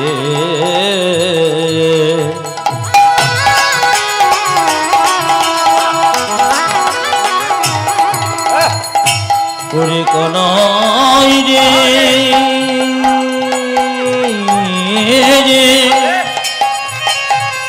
একেবারে দেখা দে রে কাবানো কোথায় আমার কৃষ্ণ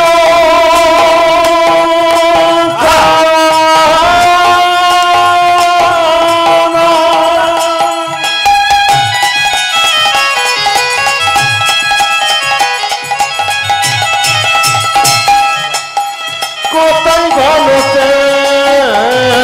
আমি কোথায় গেলে পাবো গো দেখা আমায় গণতে আমায় আমার আমি কোথায় গেলি পাব গো দেখো আমায় গণেশ আমায় গণেশ দেখা দাও দেখো দো দেখো দো একেবারে দেখো গো। বৃন্দাবন এলো জীব গোস্বামী পাদ কি, সবাই জয় দিন একটু। জীব গোস্বামী পাদ কি, জীব গোস্বামী পাদ কি। কি নাম তোর, কি নাম তোর? আমার নাম দুঃখী কৃষ্ণ দাস। চুপ কর। দুঃখী কৃষ্ণ দাস। যে কৃষ্ণের দাস হয় সে কখনো দুঃখী হয়? যে মায়ার দাস হয় সে দুঃখী হয়? না না গুরুদেব, আমার গুরুদেব নাম দিয়েছে কৃষ্ণদাস আর আমার বাবা নাম দিয়েছে দুঃখী। কেউ জিজ্ঞেস করলে একসঙ্গে বলি দুঃখী কৃষ্ণদাস। এ তোর গুরুদেবের নাম কি রে?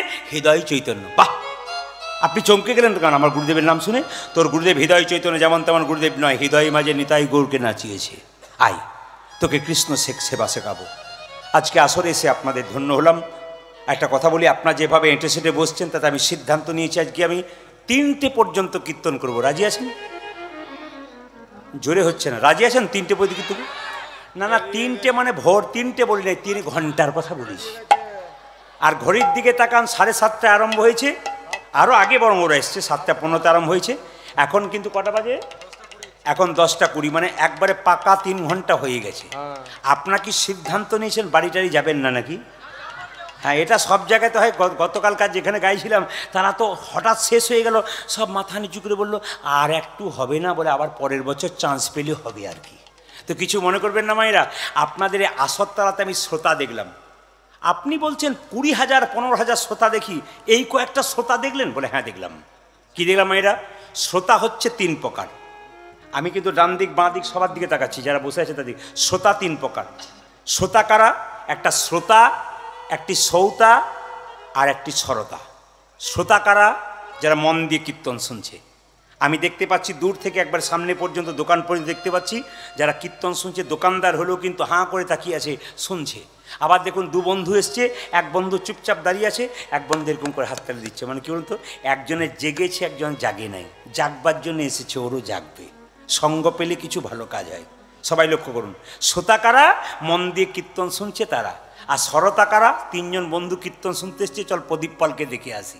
একজন বলছে চ, বলে না যাবো না। চ, না যাবো না। চ, তুই বললি 1 ঘন্টা থাকবো, নিচে আসবি, চ। ও তো গেল, 3 জনকে নিয়ে গেল। ওর নাম সরতা। আর সৌতা কে বলুন তো? সৌতা ওই আমি কোথায় গেলে পাবো গো। এইরকম পার্টি যে নাই তা বলবো না। আপনাদের এখানে 2-4টা আছে যারা ঘুমোচ্ছে, তারা তখন মনে মনে ভাবছে বেটা সবসময় আমাদের দিকেই তাকাচ্ছে। না না, ফাঁকিবাজ ছেলের দিকে প্রথম তাকায়। মায়েদের একটা সুবিধা আছে, কি বলুন তো? এইদিকে মায়েদের সুবিধা কি বলুন তো? যে কোনোদিন যার দেখবেন কীর্তন শুনতে শুনতে মায়েরা খুব চালাক হয়। আপনাদের এখানে নাই, আমাদের ওখানে যখন কোনো মায়ের ঘুম আসে না, জীবনে মাথায় কাপড় নেই, আমি কোথায় গেলাম। পাশের মেয়েটা ভাবছে দিব্যি শুনছে, কিন্তু ও যে ঘুমোচ্ছে। একজন বলছে দিদি তুমি কিন্তু ঘুমোচ্ছে, বলে ঘুমোই নাই, ধ্যান করে করে শুনছি। এমন ধ্যান করো না লম্বা হয়ে পড়ে যাবে, তখন তুলে নিয়ে যেতে হবে। আমার দিকে তাকাবেন। আপনারা আমাকে 5-6 বছর ইউটিউবে দেখছেন, তাহলে কি আমাকে আর আগে দেখেন নাই? দেখেন নাই। তাহলে আমি কি কীর্তন করতাম না? আমার কীর্তনের বয়স হলো 25 বছর। আমার বয়স হলো 52, তাহলে যদি 52 হয় তাহলে আমি 25 বছর কীর্তন করছি, সবাই তাকাবেন। 5-7 বছর আপনারা আমাকে দেখছেন, কিন্তু আমি এর আগে ঝাড়খণ্ডে, পুরুলিয়াতে, বাঁকুড়াতে, বীরভূমে, মুর্শিদাবাদে, নদিয়াতে প্রচুর গান গেয়েছি, প্রত্যেকটি পাড়ায় পাড়ায়, গ্রামে গ্রামে। এখন ইউটিউবের মধ্যে দেখানোর ফলে দেশ বিদেশ, জেলায় জেলায়, রাজ্যে রাজ্যে আমি যাই, প্লেনের মাধ্যমে, প্লেনে করে রাজ্যে রাজ্যে। যেমন আজকে রাত্রিতে গান করে, আমাদের গান আছে এখান থেকে 400 কিলোমিটার দূরে, মানে ধানবাদে। তবে ধানবাদে 2টো আসর হবে, ওনারা বারবার ফোন করছেন সময় মতো পৌঁছাতে পারবেন, বলে চিন্তা নেই, যদি ঠাকুর ঠিক থাকে, সহায় থাকে গোবিন্দ, নিশ্চয়ই পৌঁছে যাব। 10 ঘন্টার রাস্তা। আপনাদের কাছে নিবেদন রইল, এত লং টার্ম আমাদের যেতে হয়, আপনারা আশীর্বাদ করবেন যেন যাত্রা শুভ হয়, তো আপনাদের আশীর্বাদটা আমাদের কাজে লেগে যাবে। তো ঝাড়খণ্ডে আমি প্রতি বছর গান করতাম একটা আসরে, রামনবমীর সময়। ওখানে কমিটি বলছে, দাদা এবছর কিন্তু একজন বিখ্যাত লোক এনেছি। বলে কি? 4টা থেকে 7টা পর্যন্ত রামায়ণ হবে, বয়স হচ্ছে 80 বছর। আমি তখন ভাবলাম 80 বছরের লোক যদি রামায়ণ পাঠ করে আর আমি যদি বসে শুনি, তাহলে অভিজ্ঞতা থাকবে, কিছু শুনতে পাবো, আমার কিছু জ্ঞান হবে। কেন? যেখানে দেখিবে ছাই, উড়াইয়া দেখো তাই, পাইলেও পাইতে পারো অমূল্য রতন। ওই জন্য বয়স্ক মানুষদের সামনে বসতে হয়। কেন? দীর্ঘ জীবনের অভিজ্ঞতাটা ওনা জানেন। আমার বাবা প্রথমে বলতো, কীর্তন করতে বাইরে যাবি, বয়স্ক লোককে জিজ্ঞেস করবি এই রাস্তাটা কোন দিকে, ওরা কিন্তু ঠিক বলবে, উল্টো পাল্টা বলবে না। কেন? বয়স্ক লোকের বুদ্ধি আছে যে ভালো পথটা দেখা ঠিক হবে। এখন আর বয়স্কর কোনো ব্যাপার নেই, এখন সবাই বলতে পারে, ইউটিউবের মাধ্যমে দেখতে পাই, সবাই কোন রাস্তায় কোনভাবে দেখতে পাবে। সবার কাছে নিবেদন রইল। তো ওখানে রামায়ণ পাঠ হচ্ছে মায়েরা, 4টা থেকে 7টা, 7টা পরে 10টা আমার কীর্তন হবে। তো দেখতে পেলাম কি, একজন বুড়ি মা তার নাতিকে আঙুল ধরে রামায়ণ শুনতে এলো। রামায়ণ আরম্ভ হলো, বুড়িমা পা লম্বা করলো। রামায়ণ শেষ হলো, বুড়িমা গা লম্বা করলো, মানে লম্বা হয়ে শুয়ে পড়লো। আমার কীর্তন আরম্ভ হলো, বুড়িমা নাক ডাকতে শুরু করলো। যখনই নাক ডাকতে শুরু করেছে, কীর্তন যখন শেষ হয়েছে, নাতনি তখন বলছে, ঠাকুমা বলছে, হ্যাঁ রে কীর্তন শুরু হলো। তখন মেয়েটা বলছে, আজ আর হবে না, কাল হবে, চলো। 3 দিন কীর্তন হয়ে গেল, ওখানে 3 দিন হয়, 3 রাত্রি, 3 দিন কীর্তন হলো। কুঞ্জ বর্ণনে সকালবেলায় আপনার যেমন সকালে পসর হয়, ওখানে কুঞ্জ বর্ণন হয়। কুঞ্জ বর্ণন গান হয়েছে, বুড়িমা এসে বলছে, বাবা প্রদীপ, তোর গানে একটা জাদু আছে। বললাম, জাদু মানে বুঝলাম না। বলছে, দারুণ জাদু রে। বলে কীরকম? আমি জীবনে যা পাই নাই তোর কাছে তাই পেলাম। বললাম, বুঝলাম না। বলছে, আমার ছেলেরা এত ভালো, গরমকালে 3টে ফ্যান, 2টো করে ঘুমের ট্যাবলেট দেয়, আমার ঘুম আসে না। আর তোর কীর্তনে কি ঘুম রে, আমার ঘুমই ছাড়ে না। যা কাজ কিছু কিছু হয়েছে আর কি, ঘুম ছাড়ছে না। এখন যে রামায়ণ পাঠ করছে তার কাছে কি, যে রামায়ণ পাঠ করছে তার কাছে কি বলছে, বাবা তোর রামায়ণ পাঠের বলিহারি যাই। বলে কেন? দারুণ রামায়ণ পাঠ। রামায়ণ পাঠক বলছে, বুড়িমা 3 দিন রামায়ণ শুনলে কিছু বুঝতে পারলে? বলে, সবই বুঝলাম বাবা, একটা জিনিস আমার মাথায় ঢোকে নাই। বলে কি? রাম রাক্ষস না রাবণ রাক্ষস? তখন যে রামায়ণ পাঠক সে বলছে, রামও রাক্ষস নয়, রাবণও রাক্ষস নয়, রাক্ষস আমি যে তোকে বোঝাতেই পারলাম না। আমি যদি কীর্তন বোঝাতে না পারে, আপনার কি বলুন, প্রদীপ পাল রাক্ষসের ছিল, বেটা বোঝাতেই পারলো না। সবাই একবার মাথায় কাপড়টা নিন, ছোট্ট দুঃখীকে সেবা শেখাচ্ছে। সবাই একবার ভক্তি ভরে জায়গাটা, সবাই একবার করজোরে বসবেন। বাবা রাজারা এসছেন, আমার ভাই রাজারা এসছেন। যদি কিছু না থাকে, মাথায় হাতটা একবার ঠেকিয়ে বাবু হয়ে বসবেন। আজ রুমাল তোয়ালে থেকে মাথায় নেবেন, মায়েরা অন্তত কাপড়গুলো মাথায় নেবেন। যে যা এনেছেন একবার মাথায় এরকম করে কাপড়টা নিয়ে নেবেন। কেন? এই জায়গাটা খুব সুন্দর। জীব গোস্বামী বলল, আপনার উত্তর দেবেন, কিন্তু এইবার কিন্তু উত্তরে পালা আসছে, দাও। জীব গোস্বামী বলল, ওরে দুঃখী রে, এই দেখ বৃন্দাবনে প্রতিদিনই কুঞ্জ মন্দিরে রাধারানী গোবিন্দের সঙ্গে নৃত্য করে, প্রতিদিন রাসলীলা করে। এই দেখ সোনার ঝাঁটাটা তোকে দিলাম, তুই সোনার ঝাঁটা নিয়ে প্রতিদিন ঝাড় দিবি, দেখবি কুঞ্জ মন্দিরে রাধা গোবিন্দের কৃপা পাবি। সবাই লক্ষ্য করুন মায়েরা, ভক্তের ব্যবহৃত দ্রব্যে ভক্তি লুকিয়ে থাকে। সবাই তাকান। আমি বৃন্দাবনে কয়েকদিন আগে গিয়েছিলাম, একজন মহারাজ আমাকে ডেকে বললেন, প্রদীপবাবু আপনার কীর্তন তো সবসময় আমাদের মন্দিরে চলে, তাই দেখুন আমার এই চাদরটা আপনাকে দিলাম, আপনি রাখবেন। তো মহারাজের জিনিস যখন গায়ে নিলাম, গাটা শিউরে উঠল। কেন? ভক্তের ব্যবহৃত দ্রব্য নিতে হয়। যেমন আমরা যে কীর্তন করি না, আমাদের মালাটা অনেকে চাই। কেন চাই? ভক্তির জিনিস যখন বর্ণনা করে, ভক্তের জিনিস একটু নেব, কেন? যদি কিছু কৃপা হয়। তো সবাই লক্ষ্য করুন, সোনার ঝাঁটাটা দিয়েছে। সোনার ঝাঁটাকে কেঁদে কেঁদে বলছে ছোট্ট দুঃখী, সোনার ঝাঁটা রে, সোনার ঝাঁটা রে। কথাগুলো শুনবেন বাচ্চা ছেলের। তুই প্রতিদিন কুঞ্জ মন্দিরে গোবিন্দের আর রাধারানীর চরণ ধুলোতে মেখেছিস, তুই আমাকে আশীর্বাদ কর যেন রাধারানীর চরণে আমি পেতে পারি।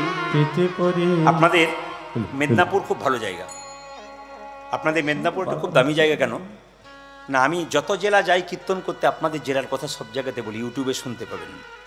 কারণ আমি সব জায়গাতে বলি যে মেদিনীপুরের মাটি এমন মাটি যেখানে যতগুলো ভক্ত থাকে খুব মন দিয়ে কীর্তন শোনে। এবং সবচাইতে ভালো কি, মেদিনীপুরে যারা বড় বড় ব্যবসা করেন, যারা কিছু করেন, তারা কিন্তু কীর্তনে আসলে এসে চুপচাপ বসে থাকেন। যারা অভক্ত তাদের কথা বলবো না, যারা ভক্ত মানুষ তারা দাঁড়িয়ে শোনেন। কালকে যারা ছিলেন প্রচুর লোক দাঁড়িয়েছিলেন, বসতে পাইনি। প্রচুর আপনাদের যে ভক্ত হয়েছে তার 3 ডবল ভক্ত হয়েছিল। তো ছোট্ট মাঠ ছিল কিন্তু দাঁড়াতে পারেনি, অনেকে ঘুরে চলে গেছে, জায়গা পাইনি। তা আপনাদের কাছে নিবেদন রইল যে এই যে সুন্দর পদাবলীগুলো আমি গাইব, এগুলো কিন্তু মেদিনীপুরে মানুষ শুনতে ভালোবাসে। কি সুন্দর পদাবলী একটু দেখুন। ছোট্ট দুঃখী কেঁদে কেঁদে বলছে, হ্যাঁ নন্দীগ্রাম, আমি নন্দীগ্রামের এলাকার কথা বলছি। কারণ নন্দীগ্রামে পাণ্ডবপসরা বলে একটা জায়গা আছে, না কি একটা জায়গা আছে, এসেছিলাম মনে হয়। আর অনেক জায়গায় এসেছিলাম, আমার অত মাথায় নেই, আগে এসেছিলাম। তো এখন দেখুন, কিছু মনে করবেন না, অপরাধ নেবেন না। এখন চাপটা প্রচুর বেড়েছে, জেলায় জেলায়, রাজ্যে রাজ্যে, দেশে বিদেশে। এই জন্য সব জায়গায় সমান ডেট দেওয়া যায় না। আজকের ডেটটা কিন্তু 1 বছর আগে দীনেশবাবু বায়না করেছেন, 1 বছর পরে কিন্তু আমি আসছি। 1 বছর আগে উনি আমার সঙ্গে কথা বলে রেখেছেন যে প্রদীপবাবু এই ডেটটা আমাকে দিতে হবে, আপনি আমাদের গ্রামের জন্য একবার যান। খুব ভালো মানুষ উনি, দেখলাম। আপনারা যেমন বিশিষ্ট ভদ্র, বিশেষ ভদ্র আপনারা, সেরকম উনিও খুব ভালো। ভালো না হলে ভালো মাটিতে ভালো মানুষের জন্ম হয় না, সবাই লক্ষ্য করুন। ছোট্ট দুঃখী কি করছে দেখুন। ছোট্ট দুঃখী সোনার ঝাঁটাটা নিয়ে বারবার বলছে, সোনার ঝাঁটারে তুই আমায় কৃপা করিস। সোনার ঝাঁটাটা নিয়ে রাধারানী যেখানে রাস করেছে সেই জায়গায় ঝাঁট দিচ্ছে। জয় রাধা শ্যামে জয়, উর্ধ্বনি দেবেন। জয় রাধা শ্যামে জয়, জয় গিরিধার। জয় রাধা স্বামী জয়, জয় গিরিধারী। তার ফাঁকে বলি, এই যে চাদরটা আপনারা দেখতে পাচ্ছেন, এটা আসামের চাদর। এটাকে আসামে গামছা বলে, কিন্তু খুব ভালো করে জেনে নিন। মন্ত্রী যাক, রাজা যাক, এমএলএ যাক, এমপি যাক, কোনো কীর্তনিয়া যাক, ভালো মানুষ যাক, সবাই প্রণাম করতে আসে, একটা করে চাদর আনে। এটা ওরা বলে গামছা। এটার দাম কত জানেন? 1000 থেকে 1500 টাকা। এইটুকু গামছার দাম 1000 থেকে 1500 টাকা। কিন্তু এর মূল্য জানেন কোটি টাকার মতো। এটা নিয়ে যদি আসামে আপনি উল্টো পাল্টা করবেন, আসামবাসী একবার সঙ্গে সঙ্গে আপনাকে শাস্তি দেবার রেডি হবে। কেন? আমাদের দেওয়া জিনিস অপমান করতে পারবেন না। আসামে একটা টুপি দিয়েছে, আসতে আসামে একটা আমাকে টুপি দিয়েছে, বাঁশের টুপি, রঙিন। তো ওটা আমি এয়ারপোর্টে এসে নিচে নামিয়ে দিয়েছিলাম। একজন বললো, আরে করছেন কি, নিচে নামিয়ে দিয়ে না। বলে কেন? যদি কেউ দেখতে পায় না সমস্যা আছে। বলে কেন? এরা ছেড়ে দেবে না কিন্তু। বলে আমাদের এই জিনিসকে, ঐতিহ্যকে আপনার কোনো মতো অপমান করতে পারে না। দেখুন, আসামের মানুষ নিজের ঐতিহ্যকে কোনো অপমান করতে দেবে না। কিন্তু আমাদের কোনো ব্যাপার নেই, সাধুগুরু বৈষ্ণব পেরিয়ে যাবে, আমাদের হিন্দু লোক তাকে গাল দেবে, নানা রকম খারাপ কথা বলবে, আমরা চুপচাপ দেখবো, কিচ্ছু বলার আমাদের ক্ষমতা নেই। সবচাইতে লজ্জা আমাদের এইটাই।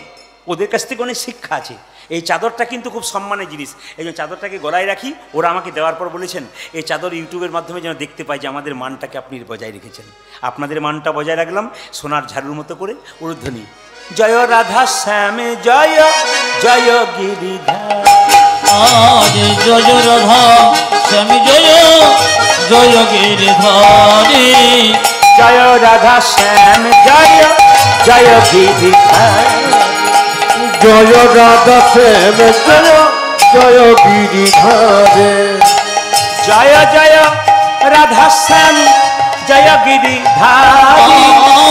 জয় জয় হরি শ্যাম জয় গিরিধারী। জয় জয় রাধা শ্যাম জয় গিরিধারী। জয় জয় রাধা শ্যাম জয় গিরিধারে। জয় রাধা শ্যাম জয় গিরিধারী। জয় রাধা শ্যাম জয়, জয় গিরিধারে। কুঞ্জ মন্দিরে ঝাঁট দিতে দিতে, এটা মন্দিরে, কুঞ্জ মন্দিরে ঝাঁট দিতে দিতে একটা নূপুর দেখতে পেল। গোটা কুঞ্জ মন্দির আলো করে দিয়েছে। এইবার কিন্তু বাবাদের জিজ্ঞেস করবো না, আমার মায়েদের জিজ্ঞেস করবো কেমন কীর্তন শুনছেন। এখনই ধরা পড়ে যাবে। যে নূপুরটা পড়ে আছে ওই নূপুরটা কার হতে পারে জোরে বলুন। 100% নম্বর পেয়ে গেল। কিন্তু যে কোনো আসরে কীর্তন গান গাইলে একবারে এক বাক্যে সবাই বলে এটা রাধারানীর নূপুর। তার মানে কি? কীর্তন যে ভেতরে ঢুকেছে তার প্রমাণ। যেমন যার বাড়িতে সেবা করলাম, সবাই পরিষ্কার সেবা করেছে, জিজ্ঞেস করলো সেবা কেমন হলো, আমি মনে মনে ভাবলাম পাতা দেখেই বুঝবেন সেবা কেমন হলো, আর কীর্তন কেমন হলো ভক্ত দেখেই বুঝবেন কীর্তন কেমন হলো। কেন? প্রশ্ন করলে উত্তর দেবে, আর হরিনাম শুনতে এলে বসে থাকবে, উঠবে না, তার মানে বুঝবেন যে কীর্তন কেমন হচ্ছে। এ কিন্তু একটা একটা লক্ষণ আছে। মায়েরা, এটা কার নুপুর জোরে বলুন? হ্যাঁ, রাধারানীর নুপুরটাকে দেখেও তো চিনতে পারে নাই রাধারানীর বটে। মনে মনে ভাবছে কার নুপুর পড়ে আছে, যার নুপুর তাকে দেব না, আমার গুরুদেবকে দিয়ে দেব, যার নুপুর তাকে দিয়ে দেবি। নুপুরটা যদি রাধারানীর হয়, রাধারানী ললিতাকে বলছে ললিতা, ললিতা আরে ললিতা, সর্বনাশ হয়ে গেছে ললিতা। প্রতিদিন কুঞ্জ মন্দিরে গোবিন্দের সঙ্গে রাসলীলা করি, কোনোদিন আমার নুপুর খোলে না, আজ আমার নুপুর খুলে গেছে, তুই নুপুরটা নিয়ে আই। ললিতা বলছে সমস্যা তুই করবি, সমাধান আমি করতে পারবো না, কারণ আমি যদি বৃন্দাবনের পথে পথে যাই আমাকে চিনতে পেরে যাবে। মায়েরা শুনে রাখুন, বৃন্দাবনে যদি যান ব্রজগোপীদের মাথার কাপড়টা সবসময় আমার দিকে তাকাবেন। বৃন্দাবনে ব্রজগোপীদের মাথার কাপড় সবসময় এরকম থাকে। কেন? ধারে কে যাচ্ছে দেখবে না, সোজা দেখবে। এখন অবশ্য নেই, দিন যত যাচ্ছে পাল্টে যাচ্ছে, আগেকার ব্রজগোপীদের নিয়ম এরকম। মাথার কাপড় আপনাদের আছে, খুশি হলাম। প্রত্যেকটি মায়ের মাথার কাপড় দেখতে পাচ্ছি, খুশি হলাম। আমার মায়ের মা বেঁচেছিল, মাথার কাপড় এখানে ছিল। আমার মা বেঁচেছিল, মাথার কাপড় এখানে। আমার কাকিমা বেঁচে আছে, মাথার কাপড় খোঁপা মানে বাম্পার পর্যন্ত গেছে। এখন যারা বাড়িতে এসছে বাম্পার টাম্পার নাই, হাইওয়ে রোড হয়ে গেছে। এখন দেখবেন, আবার দেখবেন, আগে ভাসুর দেখলে মেয়েরা পর্দা নিত, এখন নেয় না। কেন? যেদিন থেকে ভাসুর হলো বর্দা, সেদিন থেকে সরে গেল পর্দা। ভাসুর বর্দা হলো আর পর্দা সরে বসে আছে, এখন আর পর্দা নাই।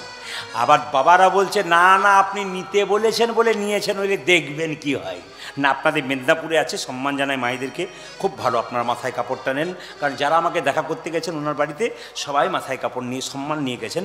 এই সম্মানটা রাখবেন, এই ভদ্রতা রাখবেন। কোনো মহিলা যদি স্মৃতির সিঁদুর হাতের শাখা আর হাতের নোয়াটা পরে রাস্তা দিয়ে মাথায় কাপড় নিয়ে যায়, কণ্ঠে তুলসীর মালা থাকে, মানুষ, পুরুষ মানুষ তার দিকে তাকাবে, তার মুখের দিকে তাকাতে তাকাতে তার চরণের দিকে একবার তাকাবে।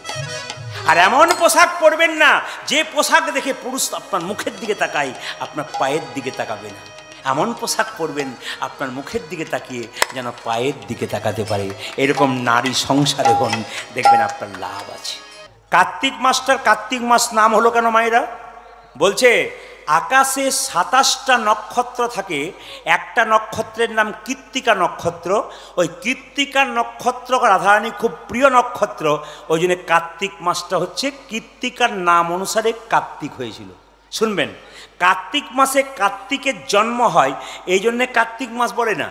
আকাশে 27টা নক্ষত্র, তার মধ্যে কৃত্তিকা নক্ষত্র একটা নক্ষত্র ছিল, রাধারানী খুব প্রিয়, ওই জন্য কার্তিক মাসটার নাম কৃত্তিকা থেকে কার্তিক হয়েছে। আচ্ছা, আপনাদের বলে যাই, আগামী 30শে কার্তিক কি পুজো? জোরে বলুন, কার্তিক পুজো। আচ্ছা মায়েরা, কার্তিক পুজো কেন করেন?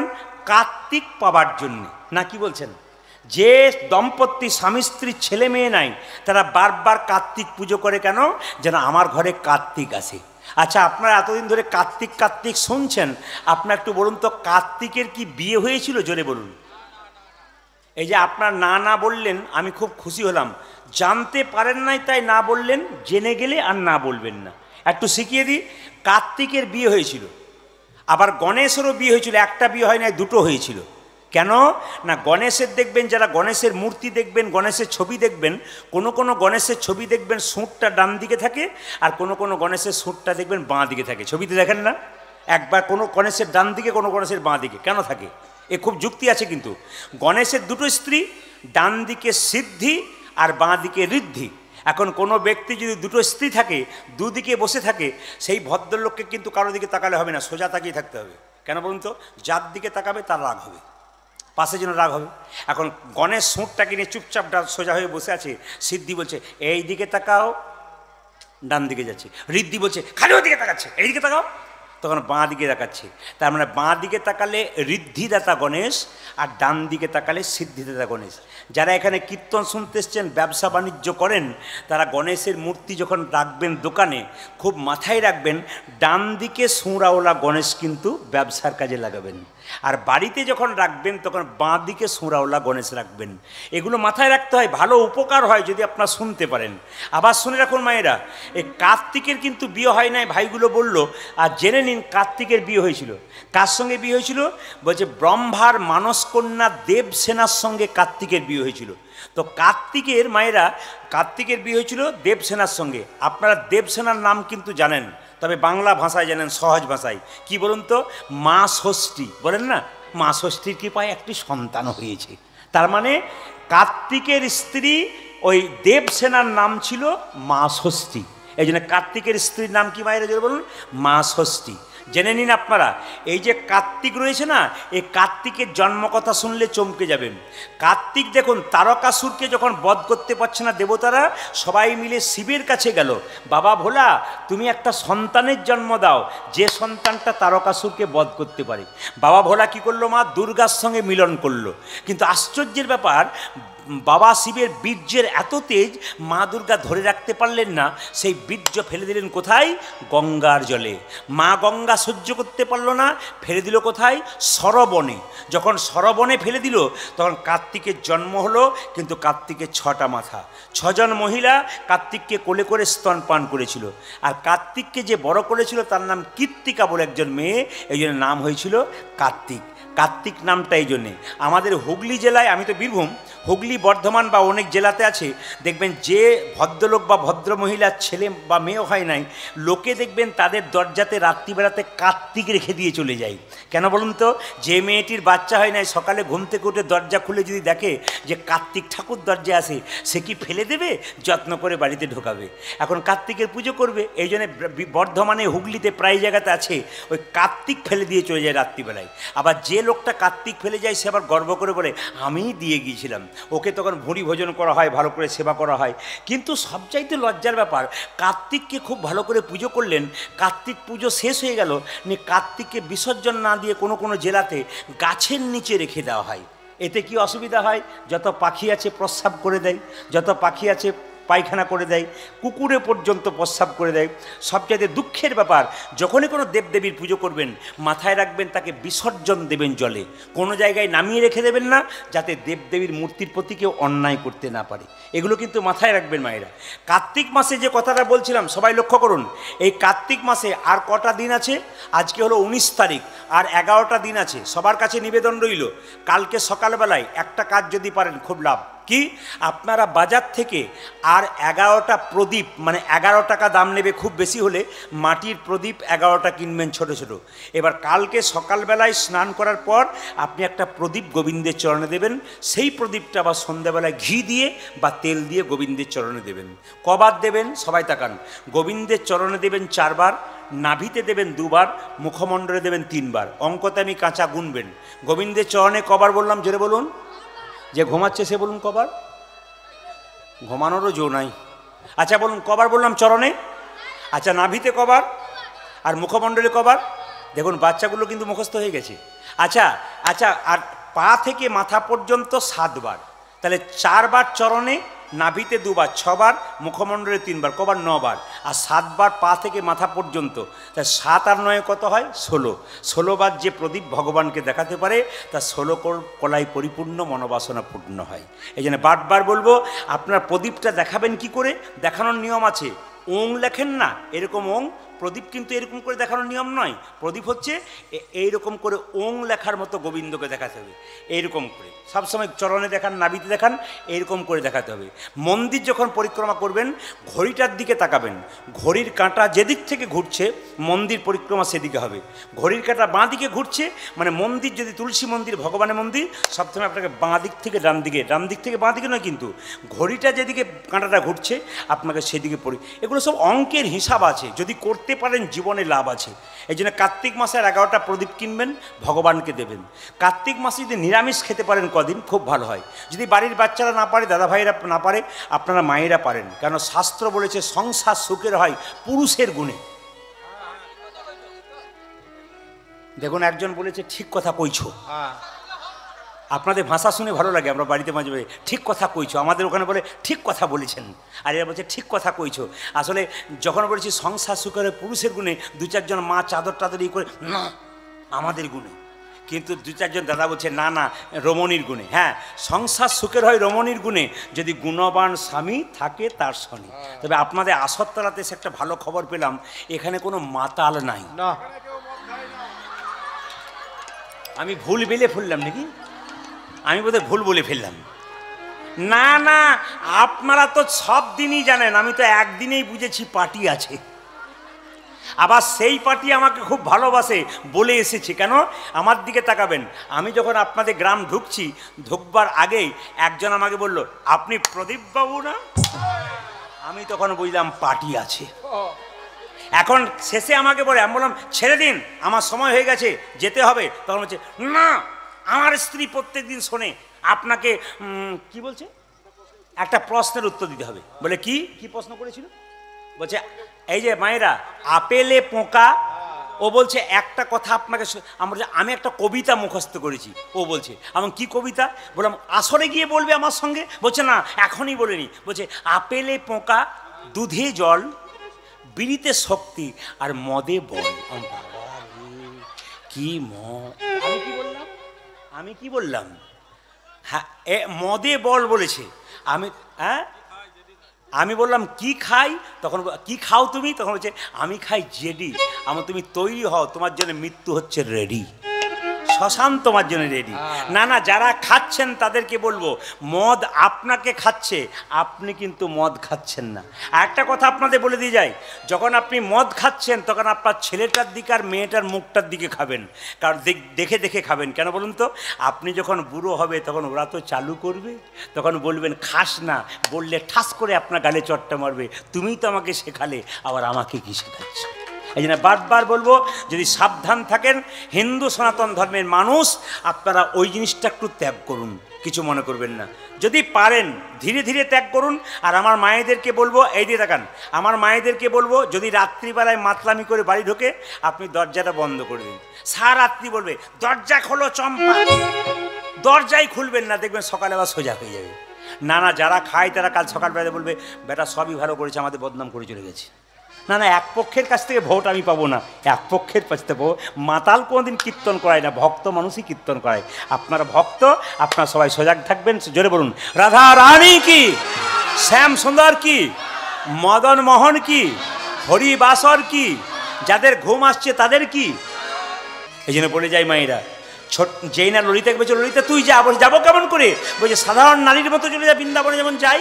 বলে আমি যাবো? বলে হ্যাঁ, রাধা কৃষ্ণ নাম লইয়া ললিতা চল, আমার রাধা কৃষ্ণের নাম লইয়া ললিতা চলে, রাধা কৃষ্ণের নাম লইয়া ললিতা চল। ও যাদের রাধা কৃষ্ণ নামে লইয়া ললিতা চলে। কুঞ্জ মাঝে কুঞ্জ মাঝে কুঞ্জ মাঝে কুঞ্জ মাঝে কৃষ্ণ দাস হাসে নয়ন জলে গো। আর কুঞ্জ মাঝে কুঞ্জ মাঝে কৃষ্ণ দাস ভাসে নয়ন জলে গো। রাধা কৃষ্ণ নাম লইয়া ললিতা চলে, ও যাদের রাধা কৃষ্ণ নামে লইয়া ললিতা চলে। রাধা কৃষ্ণ নামে লইয়া ললিতা চলে। আমার রাধা কৃষ্ণের নাম লইয়া ললিতা চলে। যেখানে গোবিন্দ রাস করে কুঞ্জ মন্দিরে একা আছে কে? ছোট্ট দুঃখী, তখন তার বয়স হয়ে গেছে প্রায় 12-14 বছর। দুঃখী দাঁড়িয়ে আছে, একজন মেয়ে চিৎকার করে বলল বাবাজি। আপনারা যেমন বাংলা ভাষায় কথা বলে, আমরা বাংলা ভাষায় কথা বলি, বৃন্দাবনে গেলে দেখবেন বজবুলি ভাষায় কথা বলে। বাবাজি কে? এমন নারী কণ্ঠস্বর কার? আপকো এক নুপুর মিলা হ্যাঁ, তাকাবেন, আপকো এক নুপুর মিলা হ্যাঁ, মানে আপনি কি একটা নুপুর পেয়েছেন? কৃষ্ণদাস বলছে নুপুর তো পেয়েছি। সঙ্গে সঙ্গে ললিতা বলছে, ললিতা চেনা যায়নি, মাথায় কাপড় দিয়েছে, বলছে ও নুপুর মেরা হ্যাঁ মুঝে দে দিজিয়ে, ও নুপুর আমার, আমাকে দিয়ে দাও। সঙ্গে সঙ্গে কৃষ্ণদাস কত চালাক দেখুন, নুপুরটা যখন বলেছে আমার, কৃষ্ণদাস ললিতার পায়ের দিকে তাকিয়ে দেখছে দুটো পায়ে দুটো নুপুর রয়েছে। মনে মনে বলছে তোমার যদি দুটো নুপুর, তোমার যদি নুপুর হবে তবে তোমার দুটো পায়ে নুপুর এলো কোথা থেকে? ও মায়েরা! সঙ্গে সঙ্গে ললিতা এই ঘাগরা দিয়ে ঢাকা দিচ্ছে পাটাকে। কৃষ্ণদাস বলছে ছুপাল্লো ছুপাল্লো জেতনা ভি ছুপাল্লো পাকার গাই হ্যাঁ তুম, যতই লুকানোর ব্যবস্থা করো ধরা পড়ে গেছো তুমি। সঙ্গে সঙ্গে ললিতা বলছে না না ও নূপুর মেরা নাহি হ্যাঁ, মেরে সেহেলিকে নিয়ে, আমার বান্ধবীর নূপুর বটে। সঙ্গে সঙ্গে কৃষ্ণদাস বলছে যার নূপুর তুমি তাকে পাঠিয়ে দাও, তার মানে কি রাধারানীকে পাঠিয়ে দাও। ললিতা ছুটতে ছুটতে বলছে রাধে, বলে কি গোড়াই গলদ, বলে কেন, আমি গিয়েছিলাম আমার দুটো পায়ের নূপুর দেখে। কৃষ্ণদাস বলল ও তোমার যদি নূপুর হবে দুটো পায়ের নূপুর এলো কোথা থেকে, তুই চল নইলে নূপুর পাবি না। সঙ্গে সঙ্গে রাধারানী বলছে আমি যাব কেমন করে, ললিতা বলছে আমি যেমন করে গেলাম তুইও তেমন করে চল। কিছু বলছো, বসো। সঙ্গে সঙ্গে তুলসী মালার ও কেন পড়বে, আচ্ছা তুলসী মালা কেন পড়বে একটু ফাঁকে বলে দিই আপনাদেরকে। দেখুন বেগুন গাছ লাগান তো, জোরে বলুন হ্যাঁ না না, বেড়া দেবেন কি না, সংক্ষেপে বলে দিই বেড়া দেবেন কি না, কেন বলুন তো ছাগল গরুতে ছিঁড়ে খাবে। হ্যাঁ তাহলে এখন লক্ষ্য করুন, এখন যদি গলায় তুলসীর মালা দেন তাহলে কি না কামিনী কাঞ্চন নামক ছাগল গরুতে কৃষ্ণ প্রেমের অঙ্কুর নষ্ট করে দিতে পারে। তাই গলায় তুলসীর মালা দেবেন যাতে কামিনী কাঞ্চন আমাদের আক্রমণ না করতে পারে। এই যে তুলসীর মালা পড়বেন, তাতে একটা বলে রাখি যারা আমিষ খান তারা তুলসীর মালা গলা থেকে একটু নিচে পড়বেন, আর যারা নিরামিষ খান তারা আমার মতো এই যে পড়েছেন এরকম, যারা আমিষ খায় তারা একটু মালাটা নিচের দিকে পড়বেন যেন কণ্ঠে না ঠেকে থাকে। কিন্তু চেষ্টা করবেন যখনই তুলসীর মালা পড়বেন তখনই আপনার দেখবেন নিরামিষ খাওয়ার ইচ্ছা আস্তে আস্তে আসবে, মনের মধ্যে বিবেক প্রশ্ন করবে আমি তুলসীর মালা পড়েছি পাছে লোকে কিছু বলে তাই পড়তে হবে। তবে যদি কেউ তুলসীর মালা পড়তে না পারেন প্রথমে বেলের মালা অভ্যাস করবেন। যেমন কোনো ছেলে সাইকেল চাপতে শুরু করলে প্রথমে আস্তে আস্তে হাফ পেটেলে চাপতে শুরু করে, কেন বলুন তো হাফ পেটেলে না চাপলে সিটে কিন্তু চাপা যায় না। তাই প্রথমে বেলের মালা পড়ুন, যদি মনে হয় তুলসীর মালা পড়তে পারবো না তারপর আপনি আস্তে আস্তে তুলসীর মালা পড়বেন। যে জায়গায় ছিলাম মায়েরা সঙ্গে সঙ্গে হচ্ছে বাবাজি, বলে কি বাবাজির কাছে ধরা পড়ে গেলাম, রাধারানী তুই চল। রাধারানী যাচ্ছে কিভাবে, ললিতার সঙ্গে তখন রাধারানী চল, আমারে ললিতার সঙ্গীত ঘরে রাধারানী চলে, ললিতার সঙ্গে তখন রাধারানী চল, এ যাজে ললিতার সঙ্গে তখন রাধারানী চলে। কৃষ্ণদাস কৃষ্ণদাস নূপুর পেয়ে ভাসে নয়ন জলে গো, আজ কৃষ্ণদাসে নূপুর পেয়ে ভাসে নয়ন জলে গো, কৃষ্ণদাস নূপুর পেয়ে ভাসে নয়ন জলে গো, আজ কৃষ্ণ দাসে নূপুর পেয়ে ভাসে নয়ন জলে গো, ললিতার সঙ্গে তখন রাধারানী চল, আজ ললিতার সঙ্গে তখনই রাধারানী চলে, ললিতার সঙ্গে তখন রাধারানী চল। ও যাজে ললিতার সঙ্গে তখন রাধারানী চলে। আমি সবাইকে বলবো যা শেষ ভালো তা সব ভালো, এই জায়গাটা তাকাবেন। এবার কে এলো মা, ললিতার পরে কে এলো জোরে বলুন, রাধারানী। আচ্ছা রাধারানীর কণ্ঠস্বর কিন্তু আলাদা হবে, বাবাজি ও বাবাজি। কে, কৃষ্ণদাস মনে মনে ভাবছে এতদিন অনেক নারী কণ্ঠস্বর শুনেছি, এমন নারী কণ্ঠস্বর শুনি নাই যে কণ্ঠস্বর শুনে হৃদয় জুড়াই কিন্তু মন জুড়াই না, মন জুড়াই তো প্রাণ জুড়াই না। তোমার কণ্ঠস্বর শুনে আমার হৃদয় মন জড়িয়ে গেল। সবাই তাকান, আপকো এক নূপুর মিলা হ্যাঁ, নূপুর পেয়েছো, হ্যাঁ পেয়েছি। ও নূপুর মেরা হ্যাঁ মুঝে দে দিজিয়ে, সবাই তাকাবেন, ও নূপুর আমার, আমাকে দিয়ে দাও। যেই না বলেছে দিয়ে দাও, কৃষ্ণদাস বলছে এ নূপুর যে তোমার তার প্রমাণ কি আছে, তুমি তাকিয়ে দেখো। রাধারানী বলছে তাকান আমার দিকে, তুমি তাকিয়ে দেখো আমার এক পায়ে নূপুর আছে এক পায়ে নাই। হ্যাঁ দেখলাম, তোমার উপর বিশ্বাস আমার নাই, কেন তুমি যার সঙ্গে এসছো সে কালকে মিথ্যে কথা বলেছে, সুতরাং আমি দিতে পারবো না।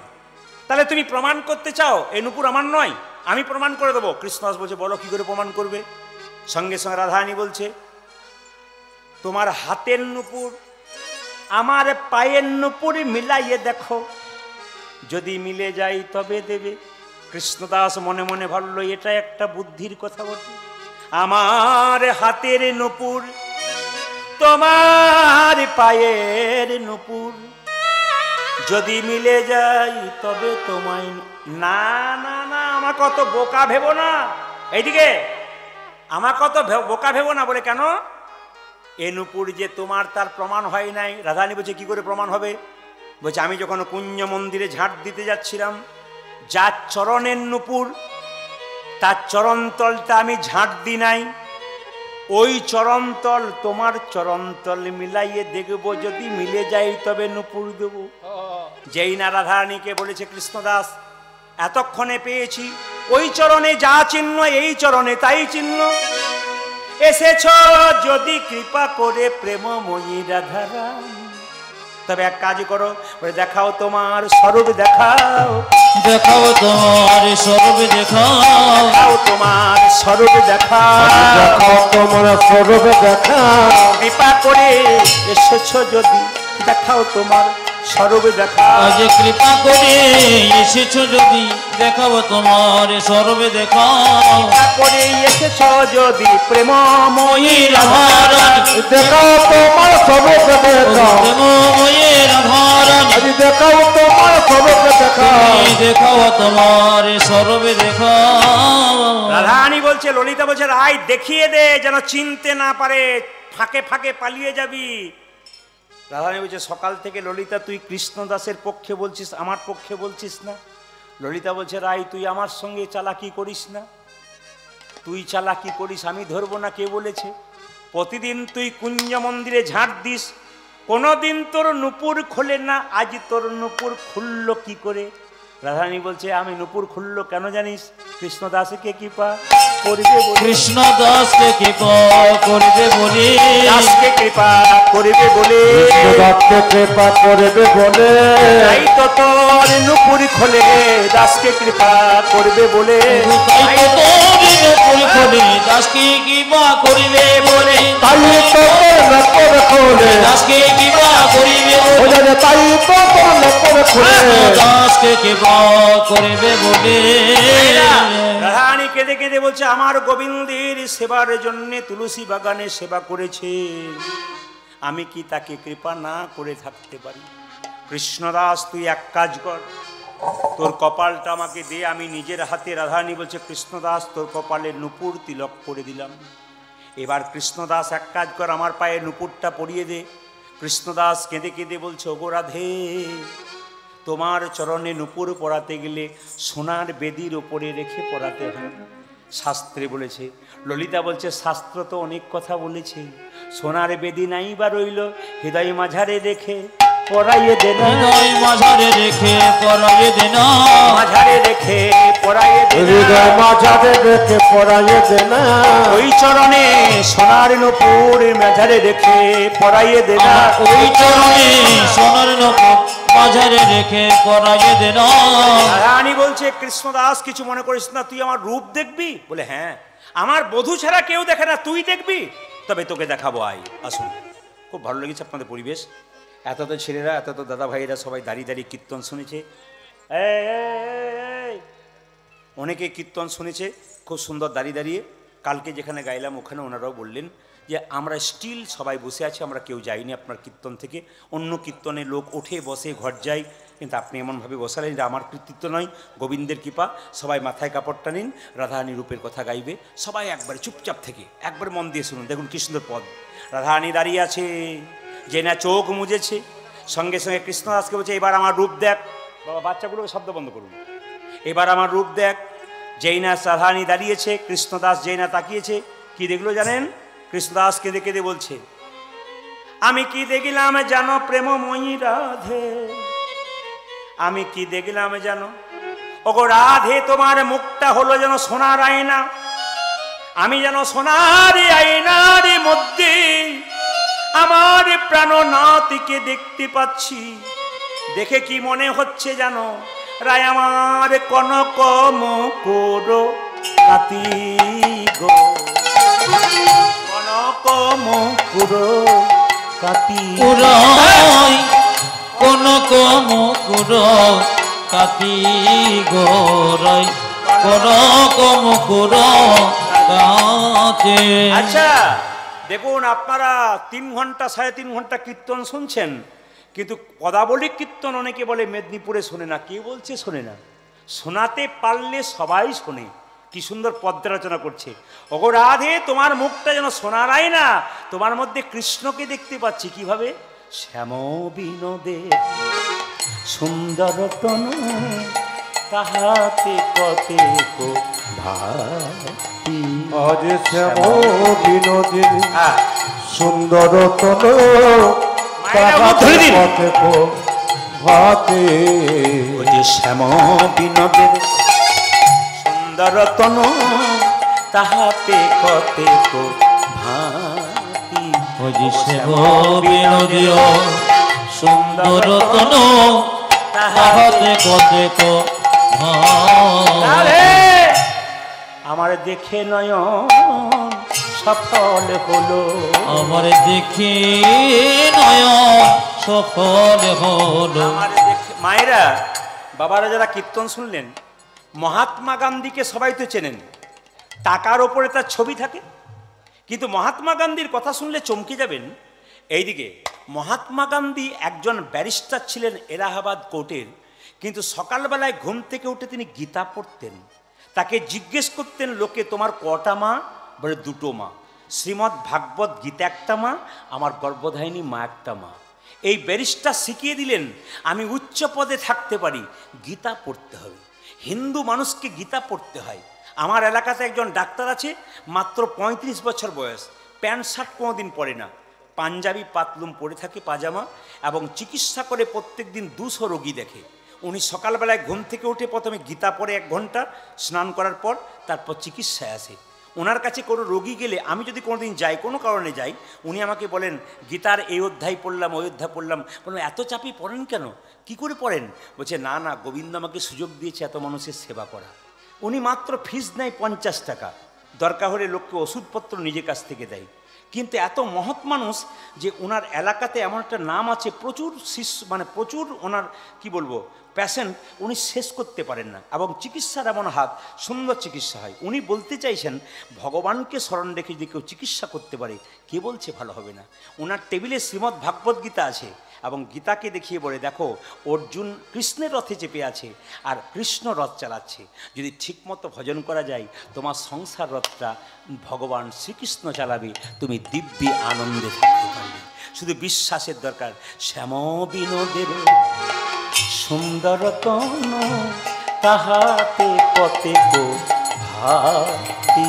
আজ শ্যাম বিনোদিনী সুন্দর তন তাহাতে কতেক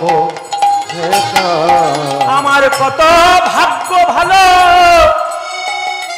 আমি তোমায় দর্শন করলাম রাধারানী, আমার দেখে মন ভরে গেল গো। আমার দেখি মন ভরে গেল, আমার দেখে মন ভরে গেল গো। আমার দেখে নয়ন ভরে গেল গো। ও মা, এ কৃষ্ণদাস, বাহ বাহ, সুন্দর লিখেছিস তো। এইবার তুই একটা পদ রচনা কর। কি লিখছে দেখুন, একবার ভেঙে ভেঙে বোঝাবো আপনাদের। ও গো রাধে, তুমি নীল শাড়িটা পরে আছো নীলকে মনে রাখবার জন্য। কৃষ্ণের গায়ের রং নীল, নীলকে মনে রাখবার জন্য কৃষ্ণ নীল শাড়ি পরেছে, আর রাধারানী নীল শাড়ি পরেছে। রাধারানী খোপার মধ্যে নীল ফুল গুজে থাকে নীলকে মনে রাখবার জন্যে, সে যে নীলকে ভালোবাসে।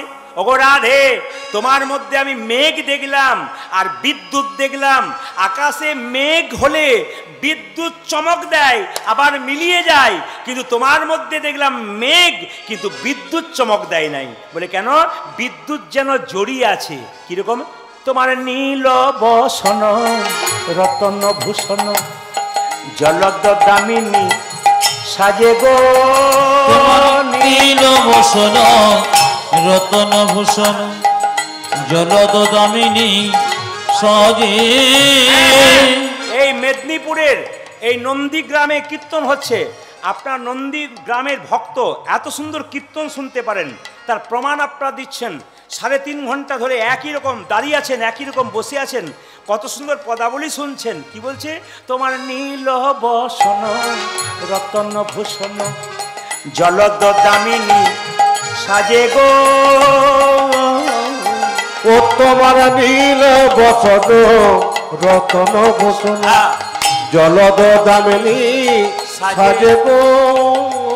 ওগো রাধে, আকাশে বিদ্যুৎ চমক দেয় কিন্তু মিলিয়ে যায়, তোমার মধ্যে দেখলাম যেন মেঘ বিজুড়ি জড়াইয়ে আছে। দেখলাম মেঘ বিজুড়ি জড়ায়ে আছে মেঘ বিজুড়ি জড়ায়ে ও আছে যেন মেঘ বিজুড়ি জড়ায়ে আছে দেখে যেন এই মনে হয় মেঘ বিজুড়ি জড়ায়ে আছে পুরুলিতে দেখে যেন এই মনে হয় মেঘ বিজুড়ি জড়ায়ে আছে মেঘ বিজুড়ি জড়ায়ে আছে দেখে যেন এ মনে হয় মেঘ বিজুড়ি জড়ায়ে আছে যেন মেঘ বিজুড়ি জড়ায়ে আছে রাধারানী বলছে কৃষ্ণদাস তুই দারুণ লিখছিস, এবার বল কি লিখবি? বলছো গো রাধে, আকাশে মেঘ দেখা যায় তো সূর্য দেখা যায় না, সূর্য দেখা যায় তো চাঁদ দেখা যায় না, তোমার মধ্যে মেঘও দেখলাম, সূর্য দেখলাম, চাঁদও দেখলাম। রাধারানী বলছে কি করে দেখলি? বলছে তোমার স্মৃতির সিঁদুরটা হলো সূর্যের মতো, আর তোমার কপালে চন্দন বিন্দুটা চাঁদের মতো, আর তোমার নয়নের কাজলটা হলো মেঘের মতো। তোমার সিথায় সিঁদুর নয়নের কাজল, তাহাতে চন্দনের রেখা। তোমার শিখায় সিঁদুর নয়নের কাজল, তাহাতে চন্দনের রেখা। ও মায়েরা তাকিয়ে আছেন, বুঝতে পারছেন তো? বলছি তোমার সীতা সিঁদুরটা হচ্ছে কি সূর্য, আর তোমার কপালে চন্দন বিন্দু ওটা যেন চাঁদ, আর তোমার নয়নের কাজল ওটা যেন মেঘ। সিথায় সিঁদুর নয়নের কাজল, তাহাতে চন্দনের রেখা। ও তোমার সেতায় সিন্ধুর নয়নের কাজল, তাহাতে চন্দনের রেখা। কি বলছে? অরুণের কোলে নবজলধর, তাহাতে কতেক দেখা। আজি অরুণের কোলে নবজলধর, তাহাতে কতেক দেখা। আমার দেখে নয়ন সফল হলো, আমার দেখে নয়ন সফল হলো, আমার দেখে নয়ন সফল হলো। ওই আমার দেখে নয়ন সফল হলো। প্রেমময়ী রাধারানী দেখে নয়ন সফল হলো। রাধারানী আমার দেখে নয়ন সাই হলো, দেখে নয়ন সফল হলো, প্রেমময়ী রাধারানী দেখে নয়ন সফল ওই হলো। আমার দেখে নয়ন সফল হলো। রানী বারবার সাহস দিচ্ছে, দারুণ দারুণ দারুণ। তবে শোন শোন, আমি এবার গোবিন্দের কাছে যাব, আমার যাওয়া দেখে একটা পদ রচনা করতো। মায়েরা তাকান, কৃষ্ণ যাচ্ছে আর রাধা যাচ্ছে কৃষ্ণের কাছে। বলছে এবার আমার লিখ, কি লিখছিস? কৃষ্ণদাস বলছে দেখো দেখো, তোমাকে কি দেখলাম জানো? রসের বেশে গমন মন্থর, ভাবে ঢুলি ঢুলি যাই গো। তোমারি রসে বেশি গমন মন্থর, ভাবি ঢুলি ঢুলি জয় গো। রাধারানী কাপড়টা নিচে মাথায়, আধ উরুনি, আধ উরুনি ঈষৎ হাসনি, মানে মৃদু মৃদু হাসছে আর বাঁকা নয়নে চাইছে কার দিকে? কৃষ্ণের দিকে। কি বলছে? আধ উরুনি ঈষৎ হাসনি, বঙ্কিমী নয়নে যাই গো। অভয়রণে এসত হাসনে, অঙ্কিম নয়নে আধ উরুনি ঈষৎ হাসনি, বঙ্কিমী নয়নে চাই গো। আরে রাধয়রণে নিশত হাসনে, বঙ্কিম নয়নে চাই গো। এতদিনে বুঝতে পারলাম সাধে কি আমার গোবিন্দ বলে, ওগো সাধে কি আমার গোবিন্দ ভুলে, সাধে কি আমার গোবিন্দ ভোলে। আজ সাধে কি আমার গোবিন্দ বলে, বাঁকা নয়নে চাউনি দেখে, সাধে কি আমার গোবিন্দ ভোলে। তোমার বাঁকা নয়নে চাহুনি দিকে, সাধে কি আমার গোবিন্দ ভুলে। কিছুক্ষণ আগে বলেছিলাম না লীলাটার নাম কি? বলেছিলাম দুঃখী কৃষ্ণদাস, বলেছিলাম না? নামটা বুঝেছেন। এবার রাধারানী বলছে তুই শ্যামকে আনন্দ দিয়েছিস, আমাকে আনন্দ দিয়েছিস, আজ থেকে তোর নাম হলো শ্যামানন্দ। শ্যামানন্দ ভনে নিকুঞ্জ ভবনে, কলপ তরুর মূলে। ওগো শ্যামানন্দ ভনে নিকুঞ্জ ভবনে, কলপতরুর তোলে ও যে রসের আবেশে বইছে বিনোদিনী শ্যামনা গোরের কোলে আজি রসের আবেশে বইছে বিনোদিনী শ্যামনা গোরের কোলে ও যে দেখে নয়ন সফল আমার দেখি নয়ন সফল হলো যে দেখে নয়ন সফল ওই আমার দেখে নয়ন সফল হলো রাধা গোবিন্দের যুগল মিলন দেখে নয়ন সফল হলো আমার রাধা গোবিন্দের যুগল মেল ও যে দেখে নয়ন সফল হলো রাধা গোবিন্দের যুগল মিলন দেখি নয়ন সফল হলো রাধা গোবিন্দের যুগল মিলন দেখি নয়ন সফল হলো দেখি নয়ন সফল হলো আচ্ছা আচ্ছা আচ্ছা আচ্ছা আচ্ছা দেখবেন কেউ যদি ভালো কাজ করে তার পেছনে লোক লেগে যায়। এখন কৃষ্ণদাস লোকের কাছে বলে বেড়াচ্ছে রাধারানী আমাকে নূপুর তিলক করেছে, সত্যি করেছে কিনা জোরে বলুন, করেছে কিনা মায়েরা নূপুর তিলক করেছে? এখন যেই না বলেছে তার গুরুদেবকে একজন বলে বেড়াচ্ছে হৃদয় চৈতন্য তোমার সব শিষ্য তো ভালো, একটা শিষ্য তোমার নাম ডোবালো। বলে কেন? লোকের সামনে বলে বেড়াচ্ছে তোমার তিলকটা মুছে দিয়েছে, বলছে রাধারানী নাকি তিলক করেছে। হৃদয় চৈতন্য বলে আমার শিষ্য, সে বলছে আমার তিলকটা মুছেছে, ও রাধারানীর তিলক করে দিয়েছে। আচ্ছা দেখাচ্ছি মজা। ছুটে এলে হৃদয় চৈতন্য কার কাছে মায়েরা? কৃষ্ণদাসের কাছে। কৃষ্ণদাস কৃষ্ণদাস বলি ছুটি যাই, কৃষ্ণদাসী কৃষ্ণদাসী বলি ছুটি যাই, কৃষ্ণদাস কৃষ্ণদাস বলি ছুটি যাই, কৃষ্ণদাস কৃষ্ণদাস বলি ছুটি যায় নিধুবনে কুঞ্জবনে আসিয়া দাঁড়াই, আজ নেদুবনে কুঞ্জবনে আসিয়া দাঁড়াই, নিধুবনে কৃষ্ণবনে আসিয়া দাঁড়াই। আজ নিধুবনে কুঞ্জবনে আসিয়া দাঁড়ায়। কৃষ্ণদাস কৃষ্ণদাস কৃষ্ণদাস। গুরুদেব আমি কি কোনো অন্যায় করেছি? এই তিলকটা কার? রাধারানী দিয়েছে। চুপ কর মিথ্যাবাদী কথাকার। আমার তিলক মুছে তুই রাধারানী তিলক করেছিস? তিলক মোচ। গুরুদেব যেদিন আপনার কাছে দীক্ষা নিয়েছিলাম আমার দেহটা আপনার, ইচ্ছা করলে আপনি মুছে দিন, আমি মুছতে পারবো না। দাঁড়া তোকে দেখাচ্ছি মজা। তিলক মুছতে শুরু করেছে কৃষ্ণদাসের কে? গুরুদেব যতই মোছে ঝলমল করে, তিলক যতই মুছি ঝলমল করি, যতই মোছে ঝলমল ও করে, তিলক যতই মুছে ঝলমল করে, রাধারানীর নূপুর তিলক যতই মোছে ঝলমল করে। ওই জায়গায় রাধারানীর নূপুর তিলক যতই মুছি ঝলমল করে। এই দেখ, এই দেখেছিস এই লাঠি দেখেছিস? তোর মেরে পিঠের চামড়া তুলে দেবো। তুই আমি এমন পদার্থ দিয়ে তিলক করেছিস তোর তিলকটা মুছছে না। দেখাচ্ছি মজা। তিলক মোচ, তিলক মোচ, তিলক মোচ। বারবার যখন আঘাত করছে আছাড় খেয়ে পড়ছে কৃষ্ণদাস, জীব গোস্বামী বলল আপনার শিষ্যকে আপনি সম্মান করতে পারেন, অসম্মান করতে পারেন, শাসন করতে পারেন, আমি কিচ্ছু বলবো না। শিষ্যকে শাসন করতে গিয়ে শিষ্য যদি মরে যায় কী লাভ আছে? সঙ্গে সঙ্গে হৃদয় চৈতন্য বলল যা তুই নিজের জীব গোস্বামীর জন্য বেঁচে গেলি। রাত্রিবেলায় হৃদয় চৈতন্য বাড়িতে শুয়ে আছে, স্বয়ং নিতাই গৌর তাকে স্বপ্ন দিচ্ছে হৃদয় চৈতন্য আর তোমার হৃদয়ে থাকবো না। বলে কেন? তোমার হৃদয়ে থাকবো না এই জন্যে যে তুমি রাধারানীর নূপুর তিলককে মুছতে চেষ্টা করেছো, তুমি অন্যায় করেছো। সকালবেলায় কৃষ্ণদাসের কাছে ছুটে এলো হৃদয় চৈতন্য, আরে আমি বড় ভুল করেছি, তুই আমায় ক্ষমা কর। বাবা কিছু মনে করবেন না, গুরু শিষ্যের তো মিলন হলো। আচ্ছা বাজে কটা? বাজে কটা? বাজে 11টা বেজে গেছে। আচ্ছা 7:15 থেকে 11টা আপনারা কিছু মনে করবেন না। আপনারা কি এরপরও বাড়ি যাবেন না? এরপরও বাড়ি যাবেন না? আচ্ছা কমিটিকে কথা দিয়ে গেলাম, কমিটিকে কথা দিয়ে গেলাম যদি গৌর গোবিন্দের কৃপায় আবার কোনো বছর ফাঁকা থাকে আমি আসরতলাতে আসবো, কথা দিলাম আপনাদেরকে। কারণ আপনাদের ভালোবাসা, আপনাদের ভক্তি আমাকে আপ্লুত করেছে।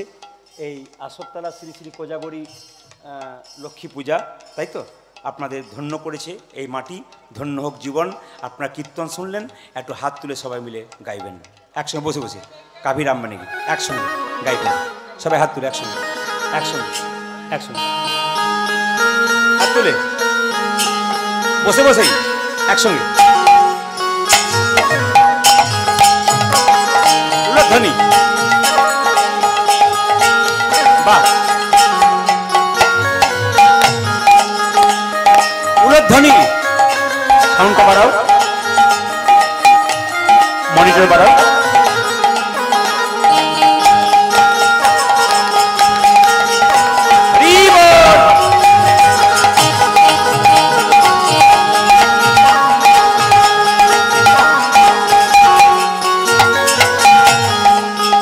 अभी राम बनेंगे कभी शाम बनेंगे चली आई कभी राम बनेगी कभी शाम बनेगी चले आना प्रभु जी चले आना कभी राम बनेंगे कभी शाम बनेंगे चली आना प्रभु जी चली आना दारी दारी सबाई दारी दारी शाम बनेगी कभी शाम बनेगी चले आना प्रभु जी चले आना।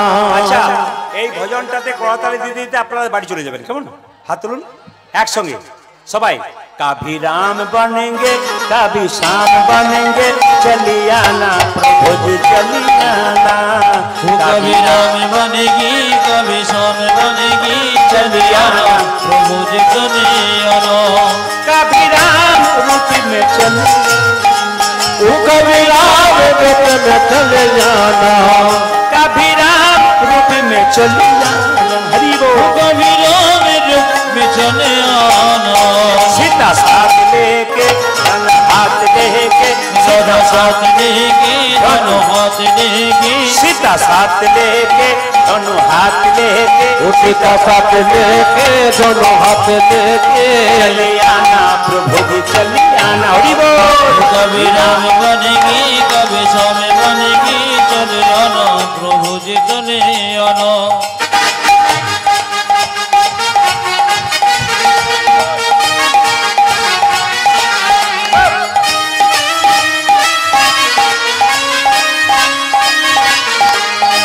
हाथ उठा के सबाई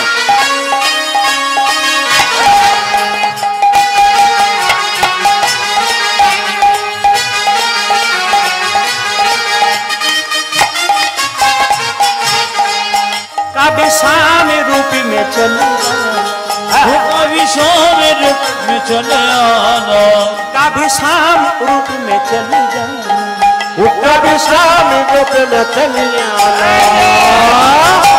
राधा साथ लेके मुरली हाथ लेके राधा साथ लेके मुरली हाथ लेके राधा साथ लेके मुरली हाथ लेके राधा साथ लेके मुरली हाथ लेके चली आना प्रभु जी चली आना कभी राम बनेगी कभी शाम बनेगी चली आना प्रभु जी चले आना हाथ ले जोरे उन्हें धरे दिन